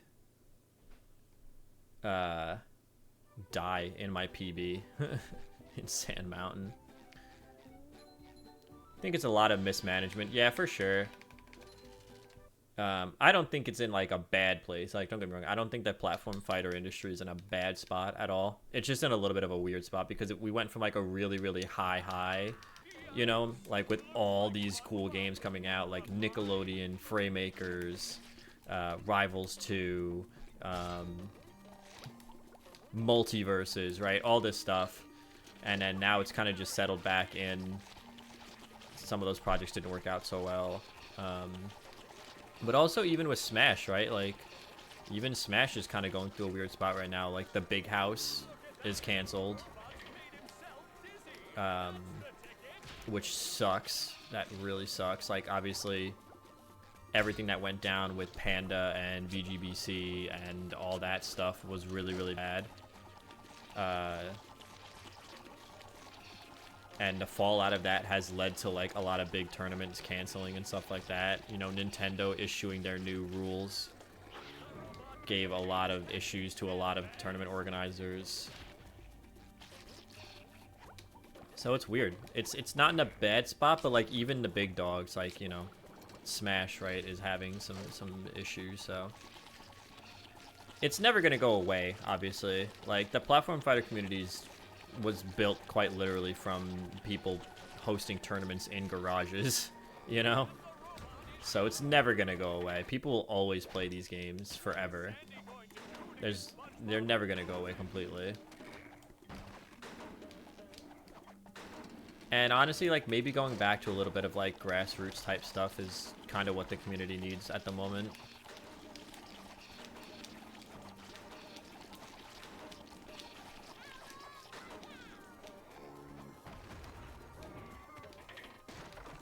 This is like the first time we've had so many platforms out in Smash, so you gotta figure it out. Yeah, that's true.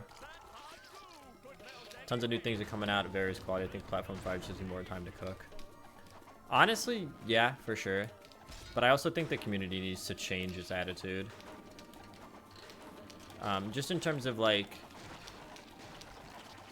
always having to fight each other over things. Like, obviously, we know all the drama that went down with Nasby and Smash, but even when Multiverses came out, like, people were fighting with each other in the community over Multiverses,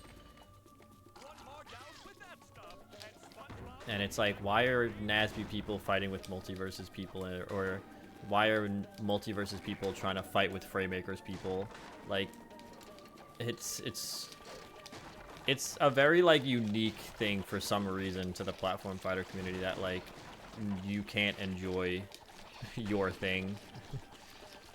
Brawlhalla, yeah. True. True. I've heard good things about that game as well. This is gonna be so fucking sketchy doing this. That almost killed us. Holy shit, that was bad. That was almost really bad. That box placement and where he ended up was horrendous. But yeah, I just hope that people, like, realize we don't have to fight each other all the time over shit. Like, you can like Smash, you can like Nasby, you can like Multiverses, you can like Framemakers, you can like Rivals, Brawlhalla, Rushdown. We don't always gotta be looking for a reason to kick each other in the pants, you know?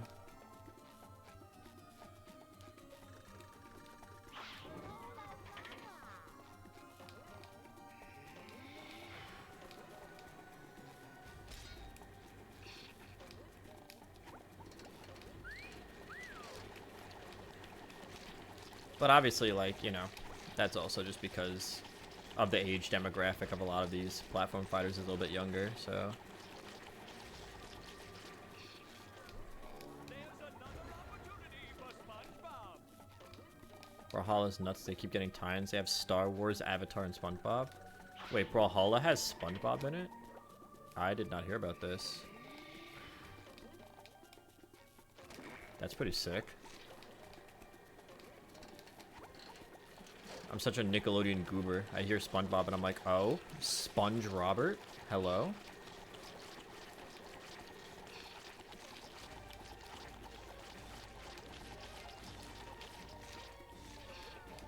There's another opportunity for SpongeBob.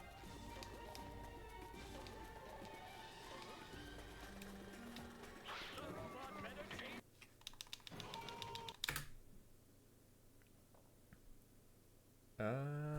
Yeah, Goo Lagoon Sandcastle. I'm sorry.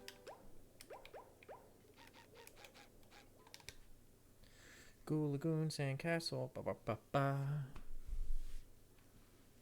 We're gonna no reset this run, by the way. Like, I'm just gonna finish this run from here on out, even if it sucks. It's decent enough to this point. I'm just gonna no reset it.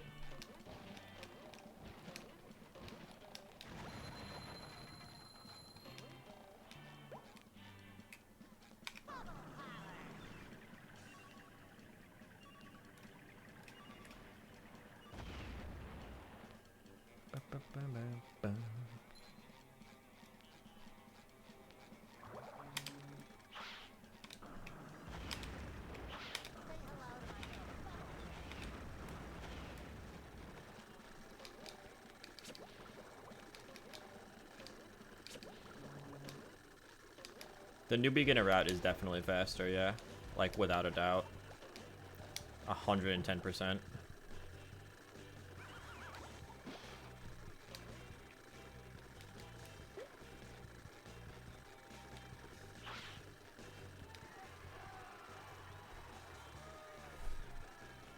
What do we got next? Dream 2.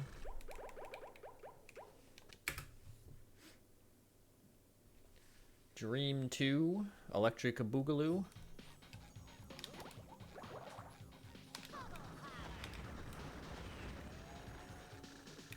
This is kind of shitty, but we don't really need a fast one for this first spat, so we should be okay.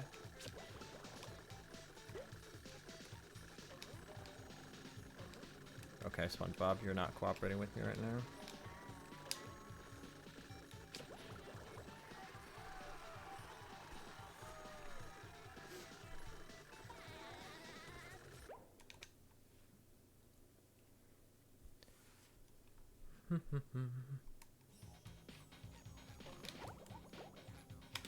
Yeah, I'd have to look at what's in the new beginner route again.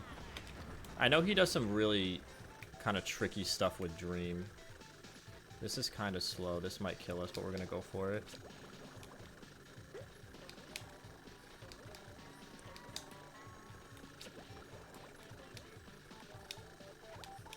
Okay, we lived.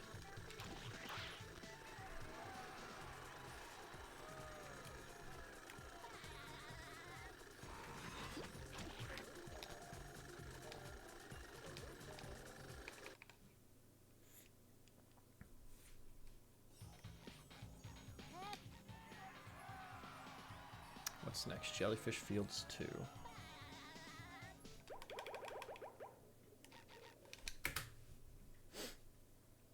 Oil skip is tricky. Yeah, oil skip sounds like it sucks. I'm not gonna lie. Oil skip sounds like it really blows.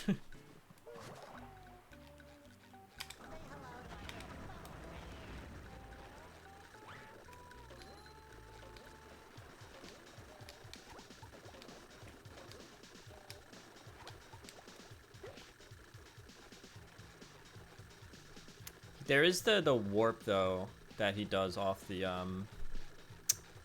slide, where you have to jump and land on the boxes to do early super bounce. That one seems tricky as well.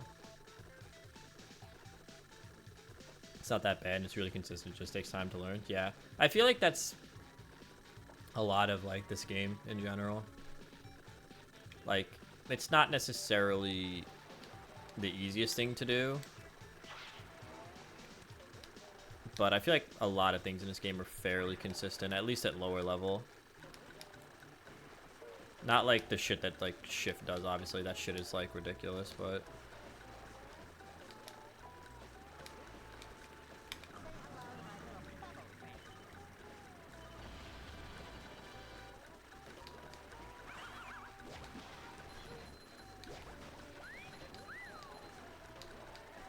super out skip is easy. That's good to hear. It looks kind of tricky, but I imagine like with practice, obviously.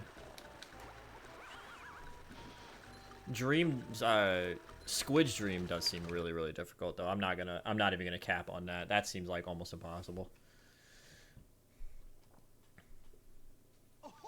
Ahoy! Yeah. Hey, Mr. Krabs, how are you? Not Mr. Krabs, not Clancy Brown.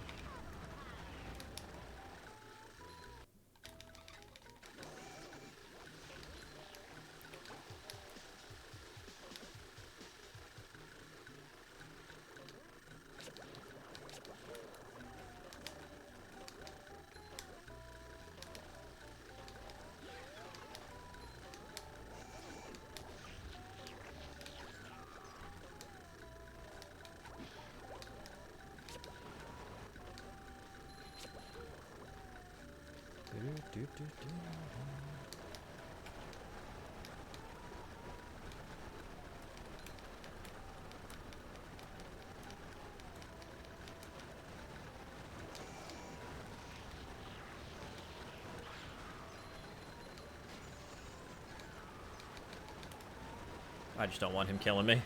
It's tricky when you were learning because you gotta understand the inputs once you get how it works. I think you pretty much never miss it. Are you talking about Squid's Dream or Oil Skip or Super Bounce Skip with that one? -3 seconds SMH, yeah. Every frame, dude. Super Bounce, yeah, that makes sense. Bubble buddy. All right, guys, we're gonna pass away on this boss right here. This is the hardest boss in the game.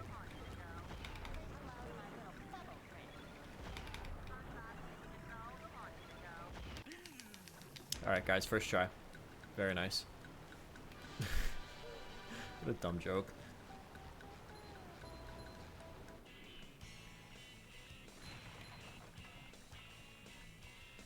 Yeah, I could try to implement some different stuff into this route. I think I definitely want to try to, like, get down the D-Rust with this route right now. Because last week was, like, literally the first time I had done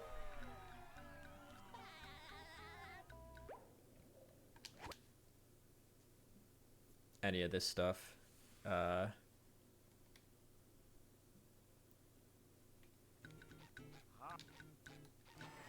Any of this stuff in a while.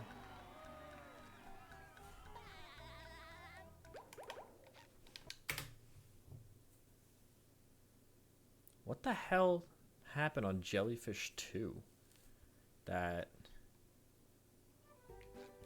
caused me to get that much time save?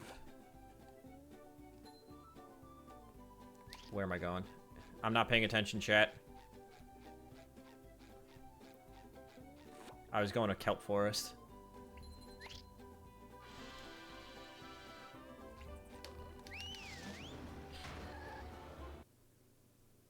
Yeah, I got all the stuff from Jelly 2, so I don't know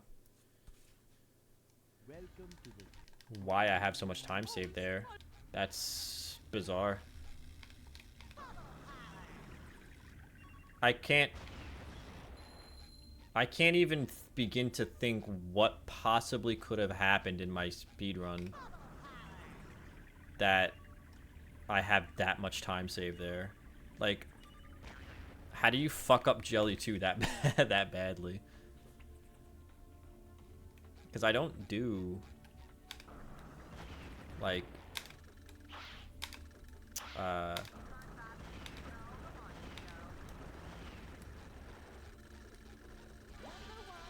almost didn't grab that art. That would have been really stupid.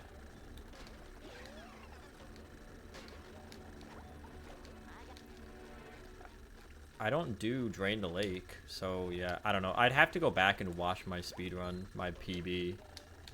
Because that seems like a lot of time saved there.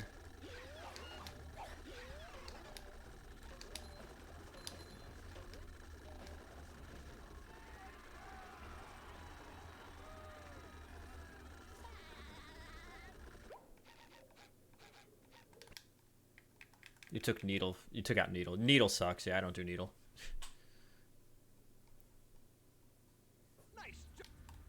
Needle is trash. I don't do the Needle or the wheels.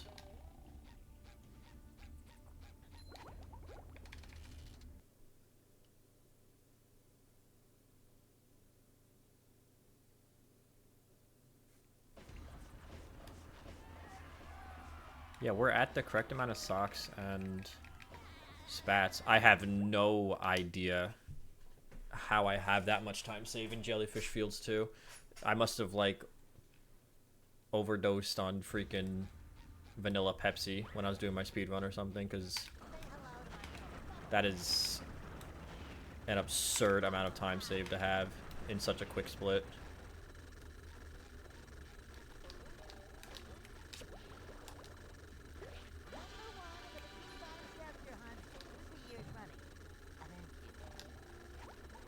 I probably could have made that, but I got nervous.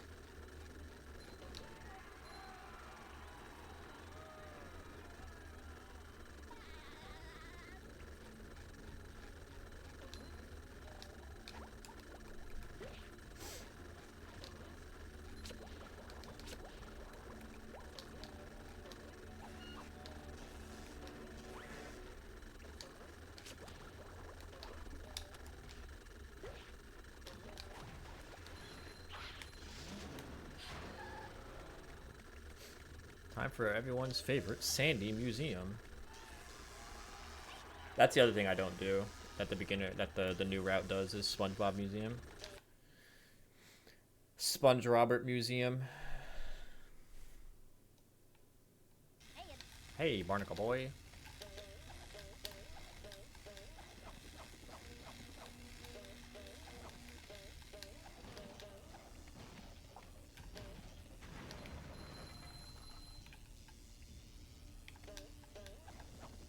Oh, the new route doesn't have museum at all? Interesting.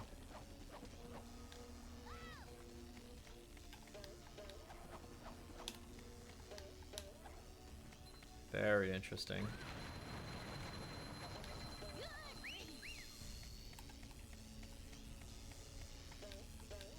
We're gonna take this a little slow because I have time here. I'm not gonna fuck this up. I'm gonna try not to anyway.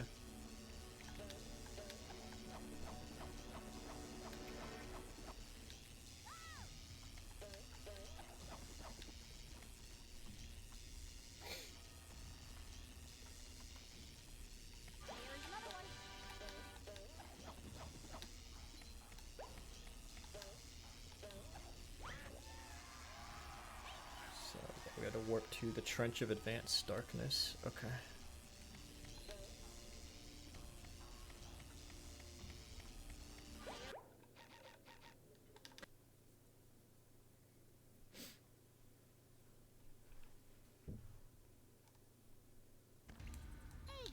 Hey Gary. How you doing, buddy?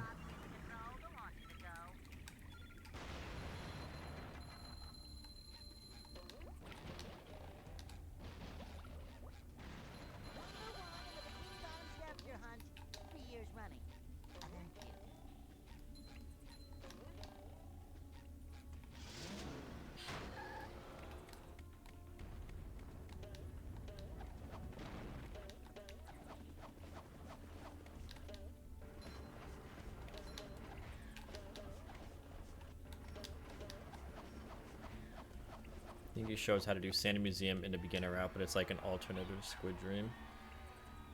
Yeah, I haven't watched that tutorial in a while, but that sounds pretty familiar.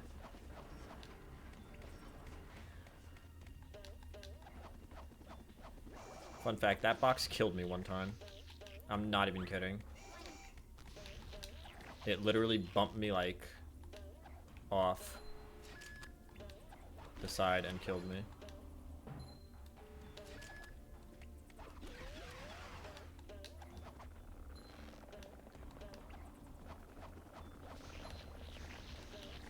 Can we all agree that Chuck is like one of the worst enemies in any game ever? Chuck sucks. Fuck Chuck.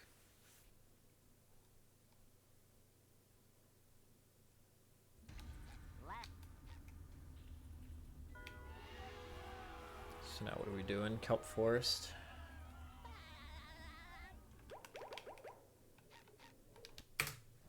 Another gold split, huh? Alright, I'll take it. And think I wasted like 5 seconds being a fucking idiot and like not remembering what the route was. That could have been even faster. Oh, Kelp Forest, my favorite. Yeah, Chuck sucks. What a terrible enemy. Here we are in the Even casually, Chuck is a pain in the ass.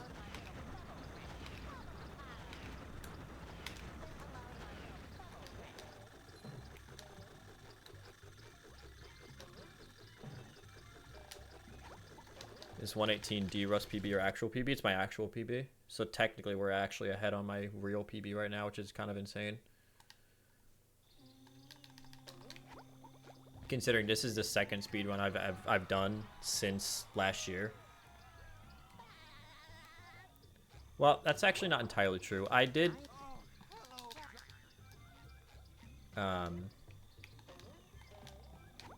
speedrun this game for a little bit after the platform marathon was over. So it's a little bit less than a year, but it definitely has been at least like 4 to 6 months since I've speedran this game, so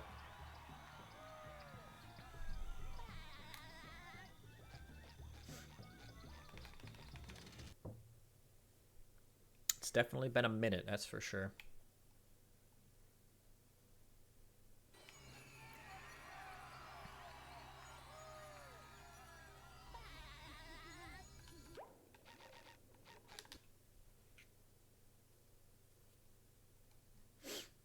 All my homies hate Chuck. hey kid. Hey, kid.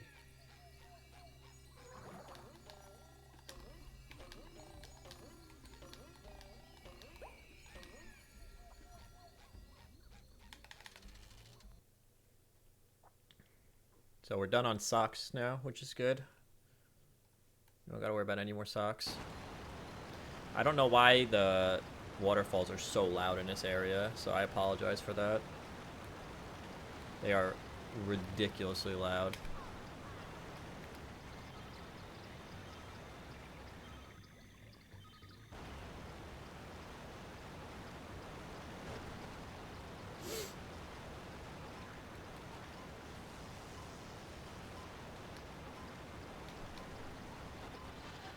I love little tricks like that where it's like not even a speedrun trick really, it's just that the devs didn't actually test that part. So they didn't think anybody would actually get through there. Which is really funny. Like getting that sock next to Barnacle Boy is literally not even like a speedrun thing, it's just like the devs just didn't test that part.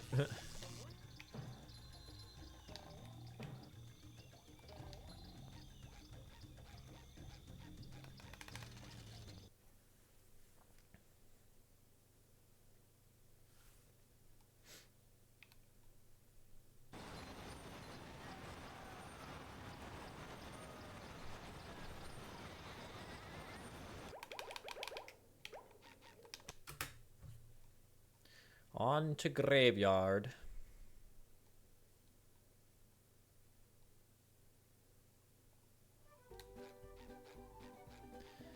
This game is so cool because if you play it casually, you won't run into anything, but when you look deeper, everything can be broken. Yeah. The only glitch I ran into casually playing was item count storage or whatever it's called, when like The graveyard. like if you have a certain count of like a collectible on some level, and you go back to another level, there's like a weird glitch where like we're just gonna kill Chuck because fuck that guy. Where it's like the count will count for that level's collectible. So like if you have like 5 wheels, there's a certain way to like glitch it out, so that way you can then teleport to like Mrs. Puff, and those 5 wheels will like count for the art or something like that. It's very weird. I had it happen to me once, and Shift explained it to me how it works when I asked him on stream about it, but I don't really remember how it works specifically. But they don't use it in a run for whatever reason. I don't remember why. I think it's just because it's just straight up not even fast.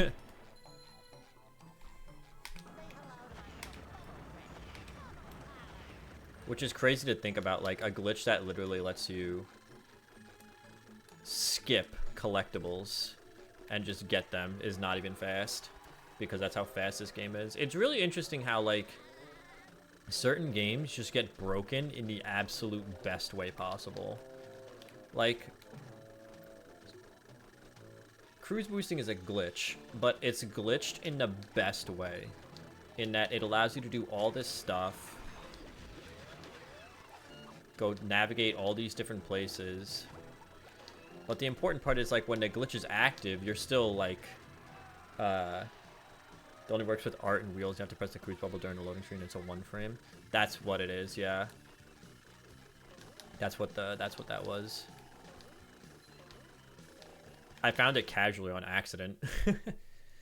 But like it's glitched in the best way, right? Like,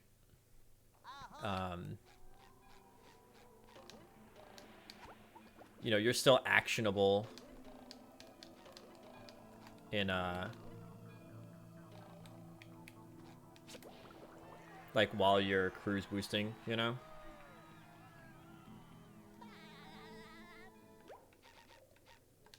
Like, because if you cruise boosted but you couldn't actually move the stick or like bubble wand or bash or anything while it was active, like it would be completely useless as a glitch.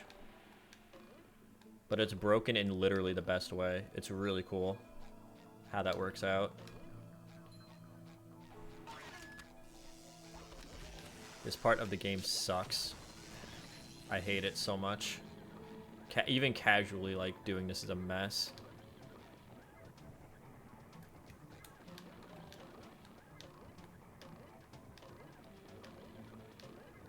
Nope, see? Even casually. This fucking sucks. I hate this.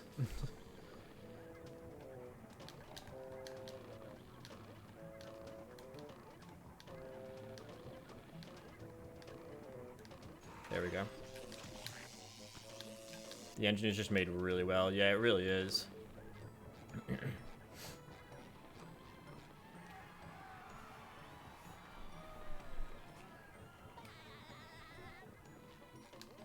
I really gotta learn to skip for that. That just sucks, but the skip is doable. I just gotta stop being a baby and learn it. But yeah, no, this game's engine is a banger, for sure. Like, whatever they did to make this game's engine as good as it is, absolute banger.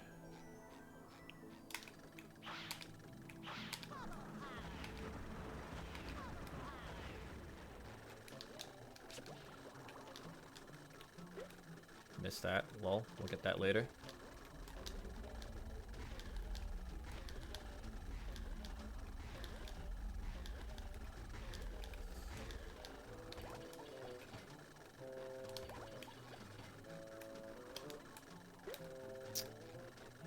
Come on. There we go.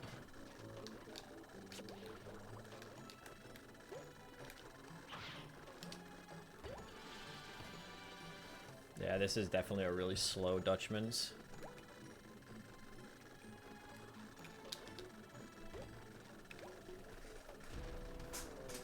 My gold split is that fast? That's crazy. I can spin that cannon? That is good to know. I did not know that. I did not know that.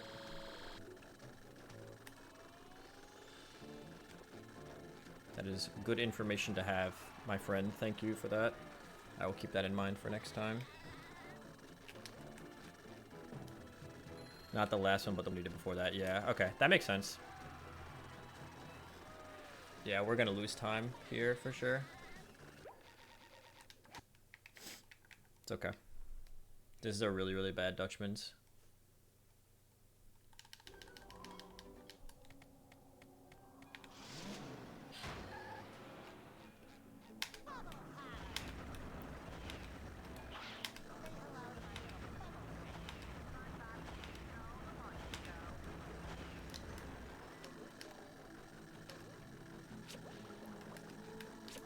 And I'm pretty sure I got Robot Sponge first try on my PB, so... Oh no, SpongeBob, please. Don't do this to me right now. Fuck.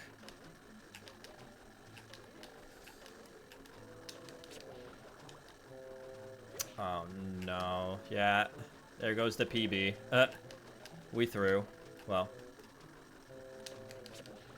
I threw. You guys didn't do anything.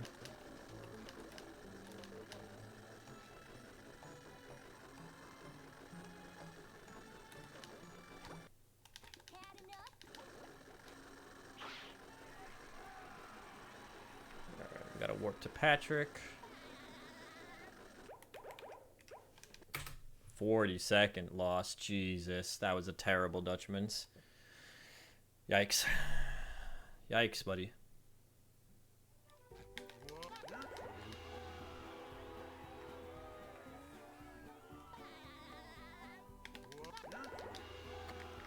Yeah, I'm almost positive I got Robot Sponge first try on my PB, so we're kind of a little tight here.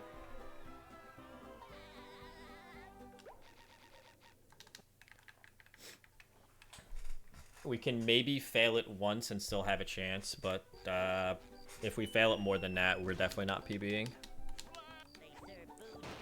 But we're definitely going to get under 130, which is cool. Because that was my goal. As to get back under 130.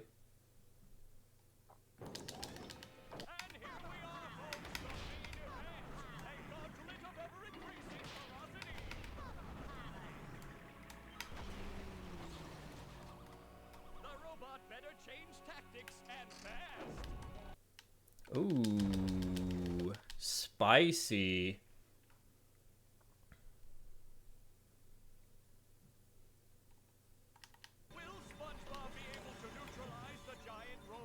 Spicy, spicy.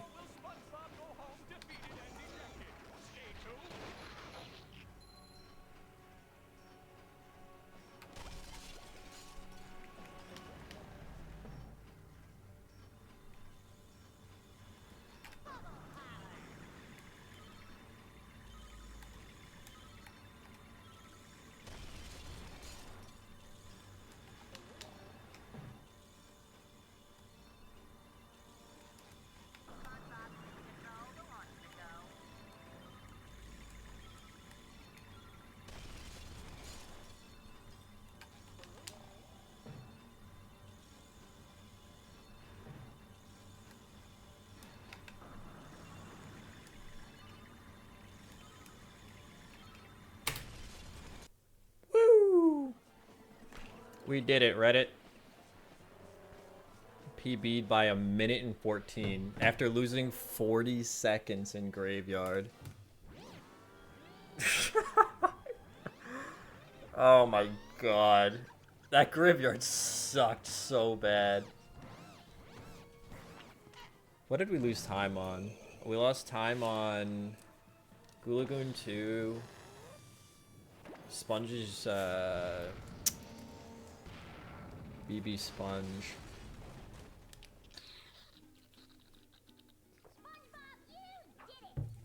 Yeah, we lost time on that. Poseidon wasn't great, but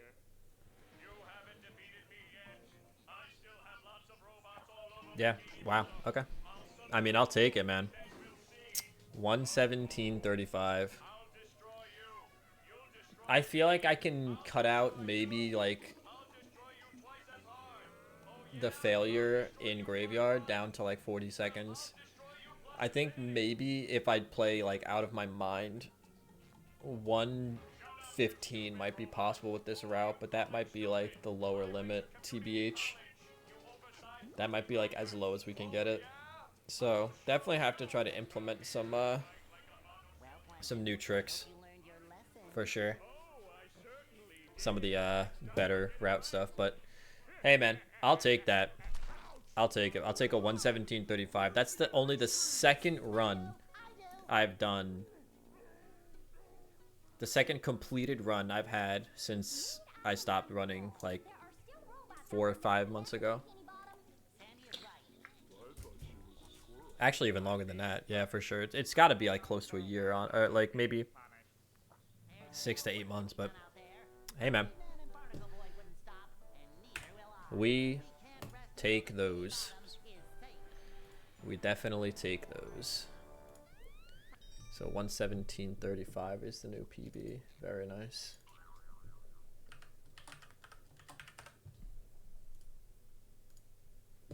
I don't know what to do now for the rest of the stream. Maybe try learning something new. I don't know. I am going to hit a quick BRB, and then I'll figure out what I want to do for the rest of this stream. Because I don't have enough time to do a whole other run at this point. So maybe try to learn a new trick. I don't know. Just give me one sec, guys. I'll be right back.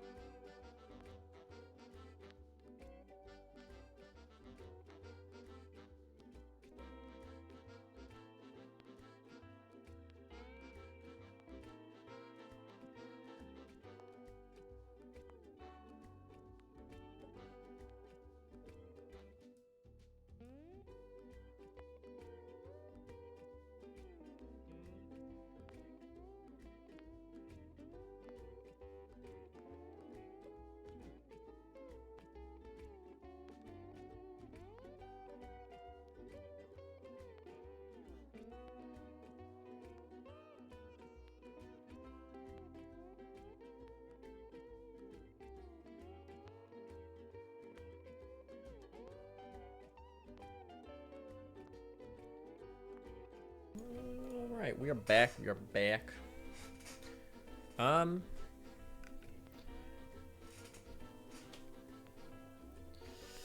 I don't really know what to do for the rest of the 45 minutes I've got here, so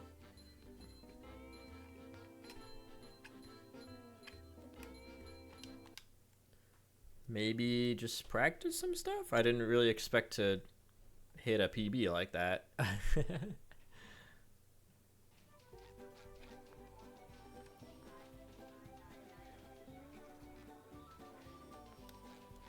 There's stuff on my my controller. For some reason, like, the controller that I use really likes just picking up random dirt. So, I don't know what that's all about, but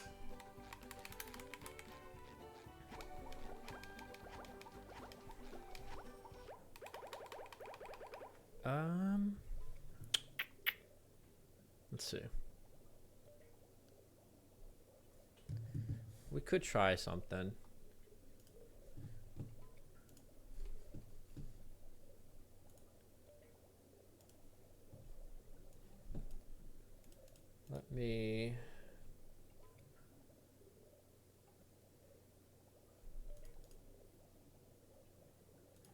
Let me pull up.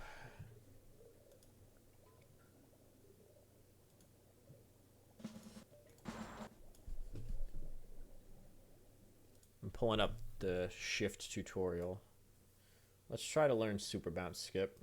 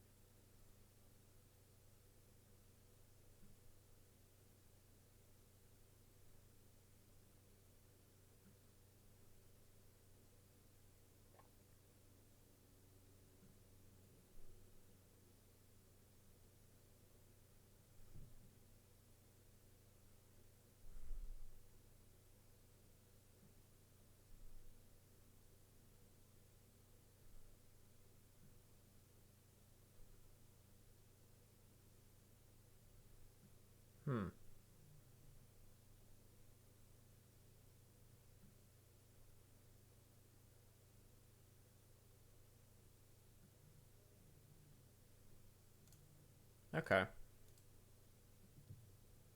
That makes some sense.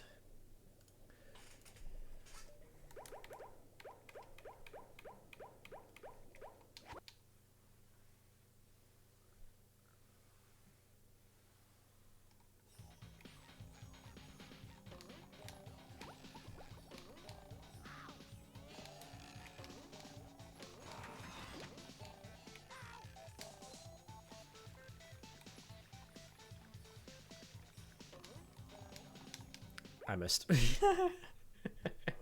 I missed entirely.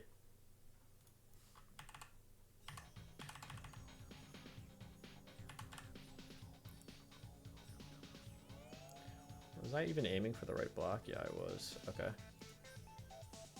Yeah.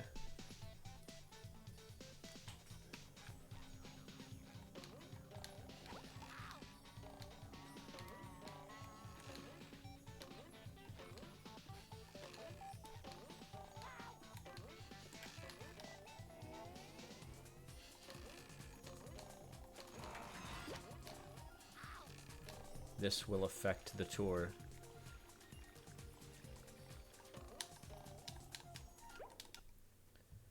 The world tour.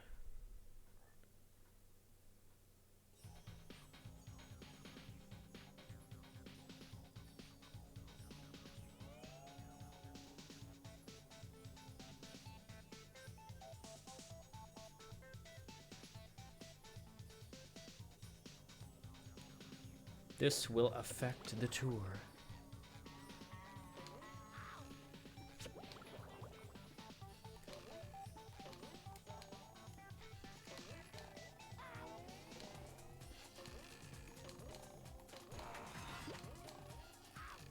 I still can't believe he said that shit. Actual, like, mind rot. I'm not even hitting the block. I think I gotta go further. What a goober.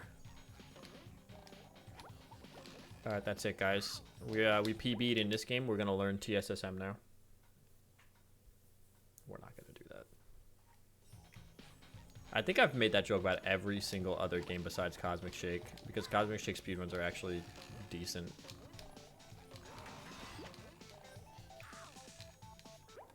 Okay, I gotta just take it slow and just, like, get to the slide first.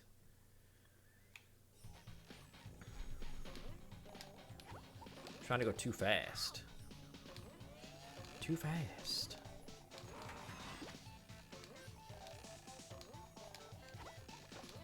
Excuse me, Mr. Oil Robot. That's not very fucking nice of you.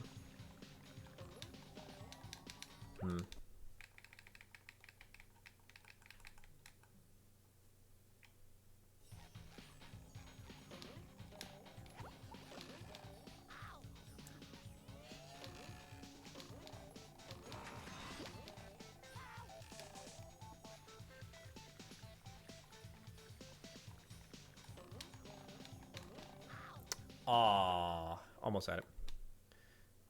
Having enough momentum. Yeah. It seems like that's the case.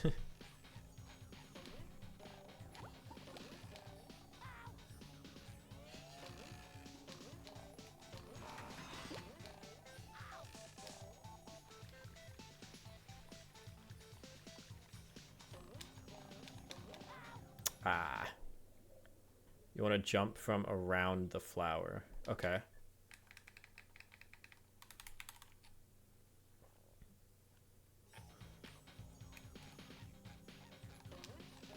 Around the flower.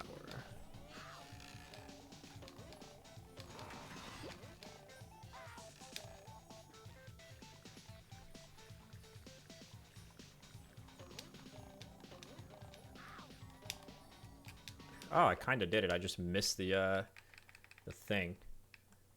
Okay. Interesting. All right. Oh. Well, that wasn't very fucking good. You can just wait a little bit for the pad. Okay. That's good to know.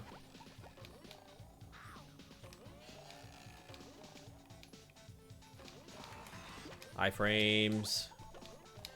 Love me some iframes.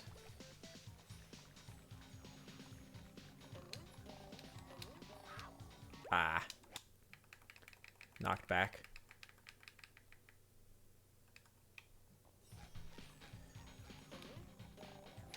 So if I implemented this,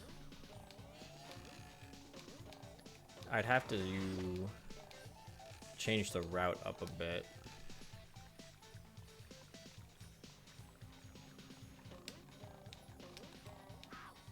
Oh, I probably could have just jumped on the thing there, actually. Because this would still be Dream 1.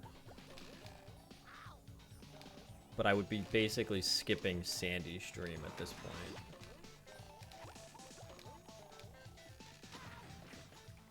And since I do that before...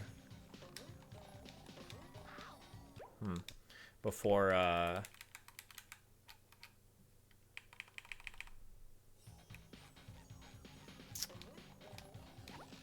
what's it called? Before RoboPat. Although...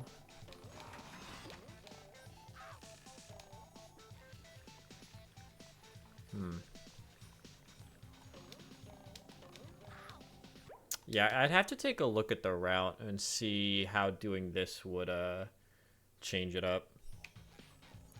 Because then the obvious answer would be do Squid's dream, but...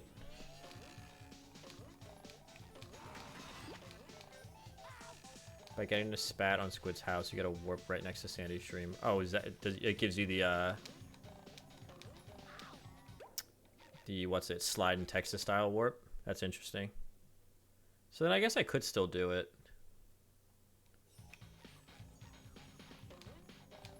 I would just be basically replacing instead of paying the clam. and doing the super bounce normally, doing it like this, and then go to Sandy Stream. So I just reversed the order.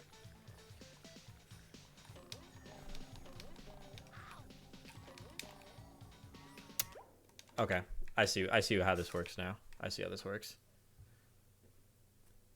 I see how this works.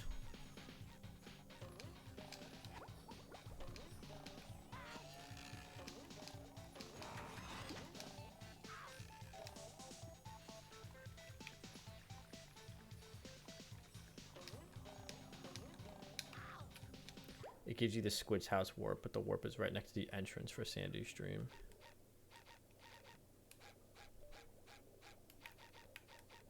Oh, right. Super bounce just brings you right here, doesn't it? Gotcha. Duh.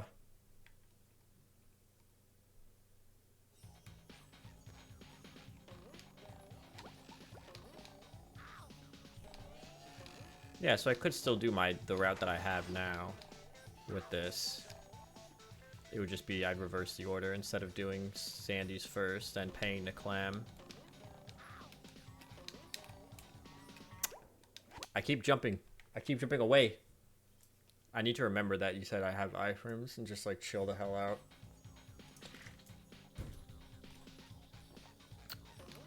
But yeah, I can still basically do the route that I have. I would just be switching the order. And this is obviously faster than... the hell am I doing? Faster than paying the clam and stuff.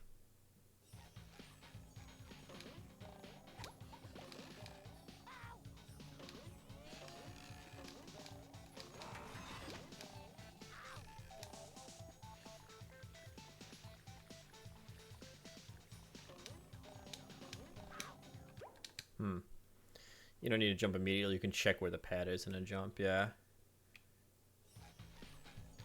I'm just like panicking. I'm like, I gotta get away from the spikes. It's like, just chill out, man. You're good. God damn it, SpongeBob. Careful, SpongeBob. Careful, SpongeBob. Careful, SpongeBob.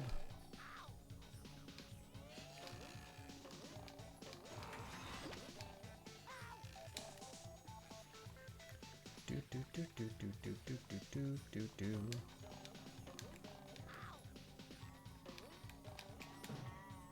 There we go. Hooray.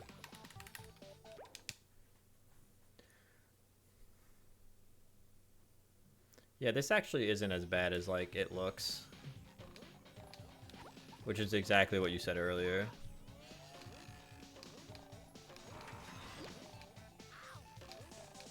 Oh, I thought I could save it. Thought I could save it.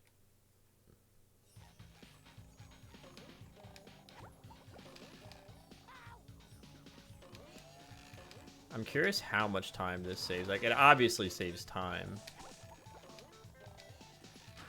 I'm just curious, like, how much time this saves over paying the clam and all that junk.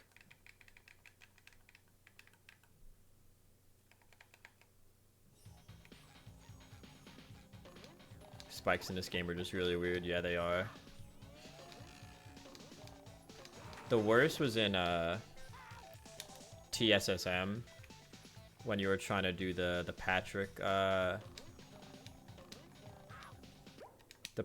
like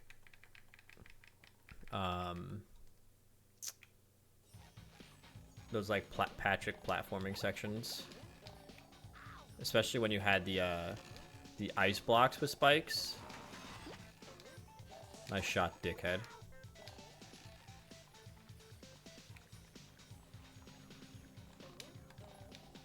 Oh, I completely missed that one.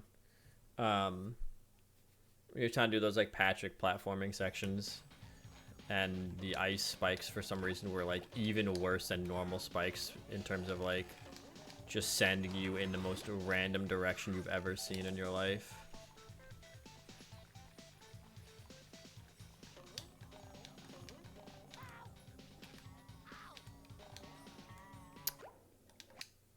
I missed. I missed. That was just straight up scuffed gameplay. I just straight up missed the the bounce pad. The game as a whole is a bit of a headache. TSSM? Yeah, no kidding.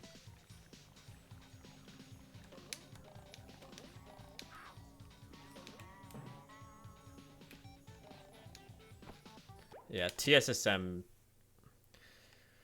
is a game. It's definitely a game. That's for sure. It is one of the games of all time.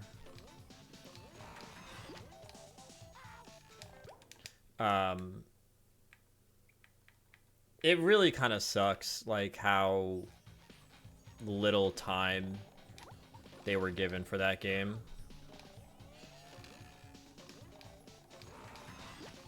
How little time and, like, how much they were forced into using, like, assets, like, that just didn't make for good gameplay. Like, I get it.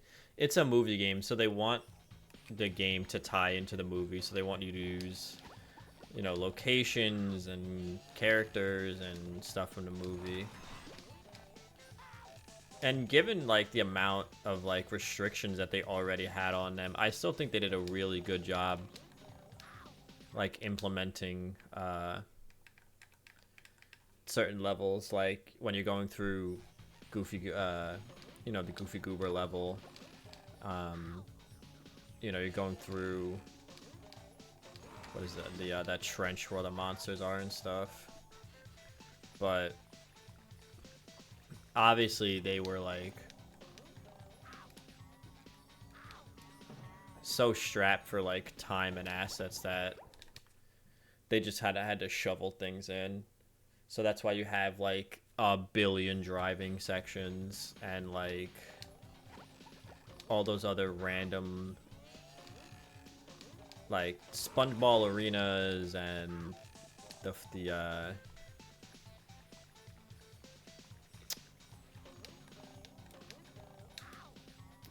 what's it called? The combat sections. Like, just so much, like, just, and the on-rail sections with, like, the bathtub and then the King's Crown. Just so many things that, like, they had to just throw in there. Just to pad the game out. And unfortunately, it leads to a very tedious and frustrating game overall, honestly.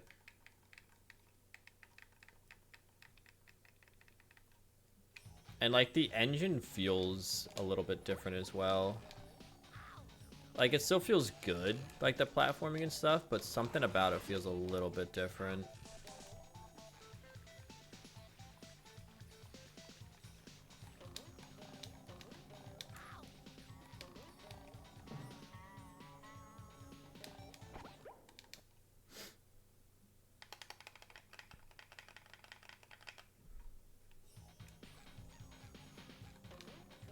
The platforming bits do feel good in that game. That's one of like the few things in that game that's actually like just really good. Just like no bones about it.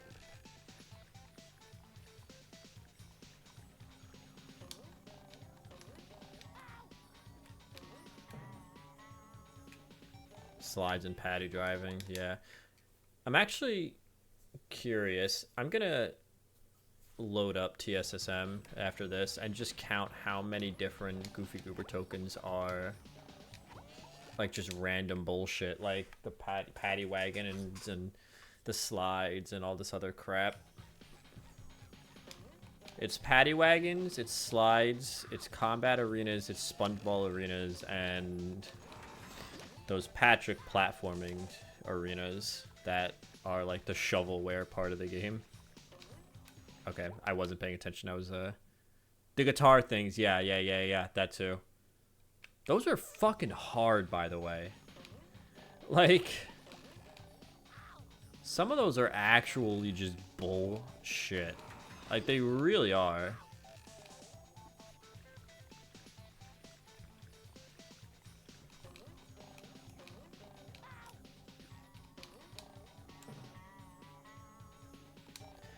Like, cause I did a lot of those guitar things for the Let's Play I did on the channel, and God, they suck.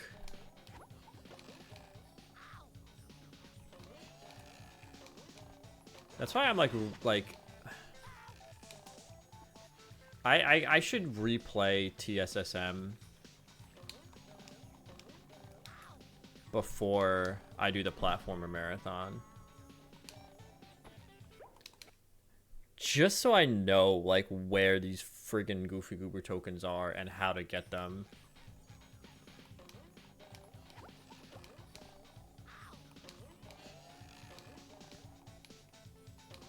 Cause like I'm not doing, god damn it, I'm not doing 17 paddy wagon sections. It's just not happening.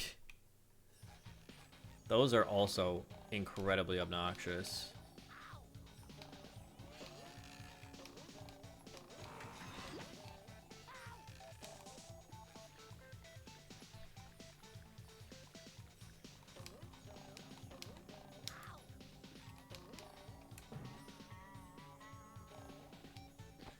Whereas, like, this game has some repeating sections at points, but, like, it's not nearly as bad as TSSM is. And, like, really the only repeated section in this game that I can think of is, like...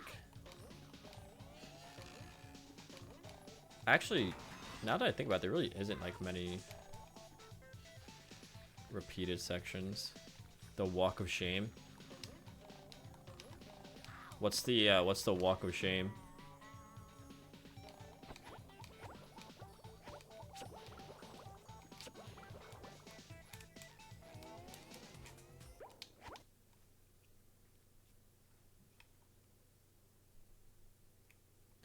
The Walk of Shame.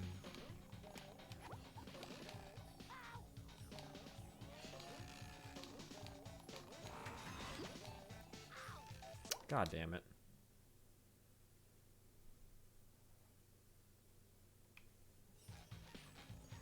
A minute walk out of bounds that lets you get to dream early. It's the noob hub skip. Oh, I think I know what you're talking about.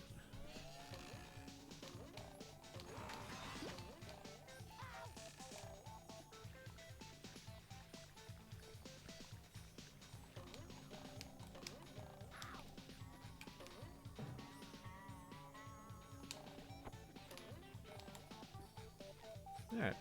This trick is not so bad. I'm gonna practice this trick for a few more minutes, and then I'm actually really curious. I want to load up TSSM and count how many of the Goofy Goober tokens are just repeat sections, and then that's gonna end stream for today. What the fuck? Be back tomorrow. Maybe. I'm hoping to be back at 6 p.m. Eastern Standard Time. I have a doctor's appointment, so might be a little bit later. Just a smidge later than that, but...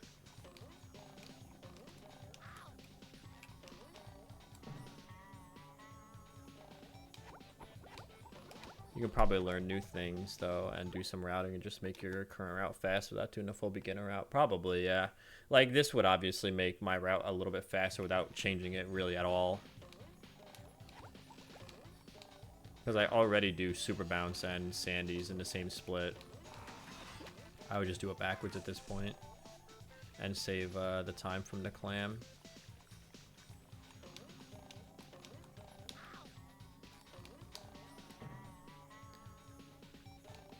But yeah, I'm hoping tomorrow is going to be at 6. It kind of depends on how long my doctor's appointment goes. I don't think my doctor's appointment will be very long at all. If anything, I might be on a smidge later at like 6:30 because I need to drive back from the doctor's appointment and then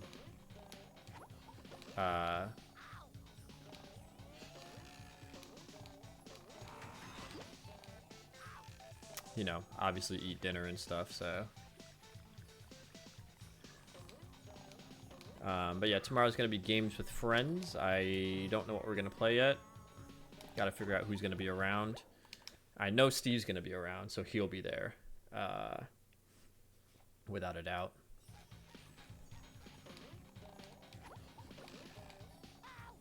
So I'm gonna let me get this trick one more time, and then we'll do a funny haha meme, and we'll count how many garbage Goofy Goober tokens there are in TSSM.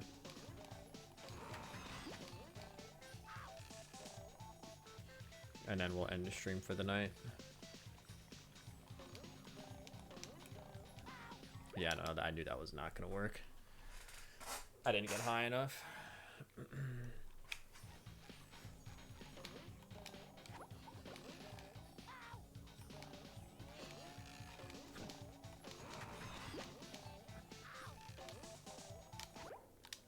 Come on, Spikes. What are you doing to me?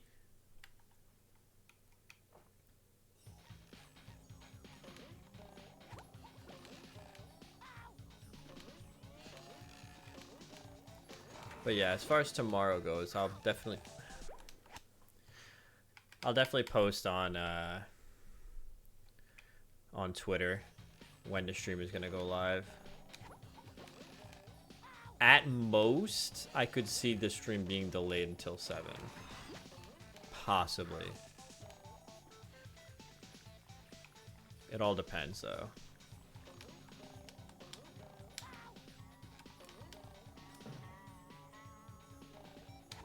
All right, cool.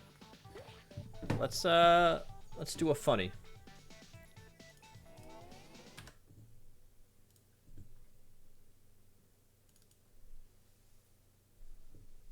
Let's do a funny real quick.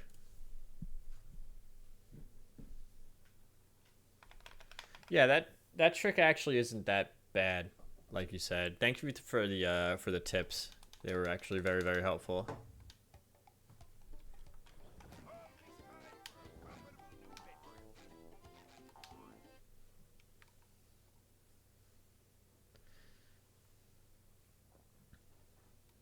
Movie.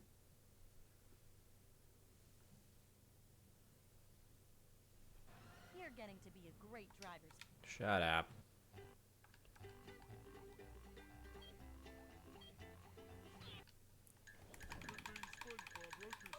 Alright, let's see. 1. So I'm gonna keep a track on my phone. That's my favorite line ever. 1, 2. I'm not gonna count the first level of each sandwich driving because it's like a new thing. 1, 2, 3. So up to 5. Don't know what that is. 6, 7, 8, 9, 10.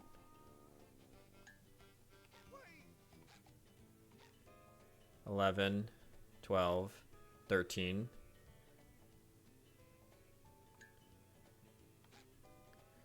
14, 15, 16. 17, 18, 19. 20, 21. 22, 23, 24. 25, 26, 27. 28, 29, 30.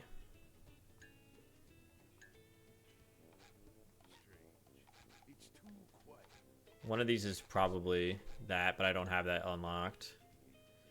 31, 32, 33. So conservatively, I'm going to estimate that some of the ones that I don't have unlocked are also some of those challenges. So I'm going to say there's 35 bullcrap repeated Goofy Goober tokens in this game. Which is not good.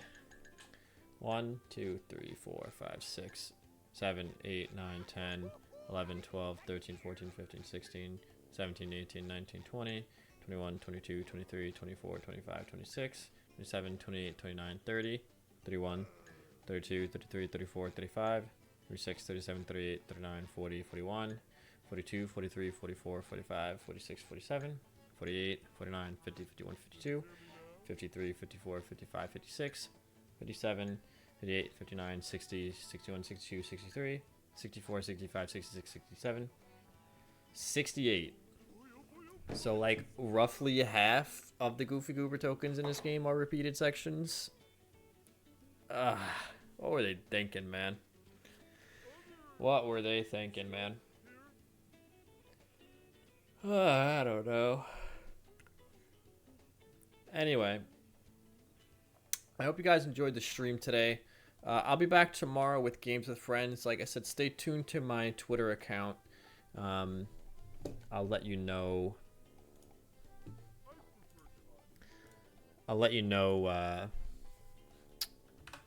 What time the stream is going to be. Gonna drop some links in the chat for you guys.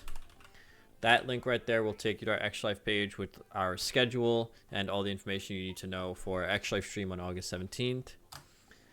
If you're into NASB, there's NASB 1, NASB 2 brackets right there. And then on August 3rd is SpongeBob Platformer Marathon. So, yeah. Back tomorrow with Games with Friends. Not entirely sure what we're going to do. We're going to have to figure that out.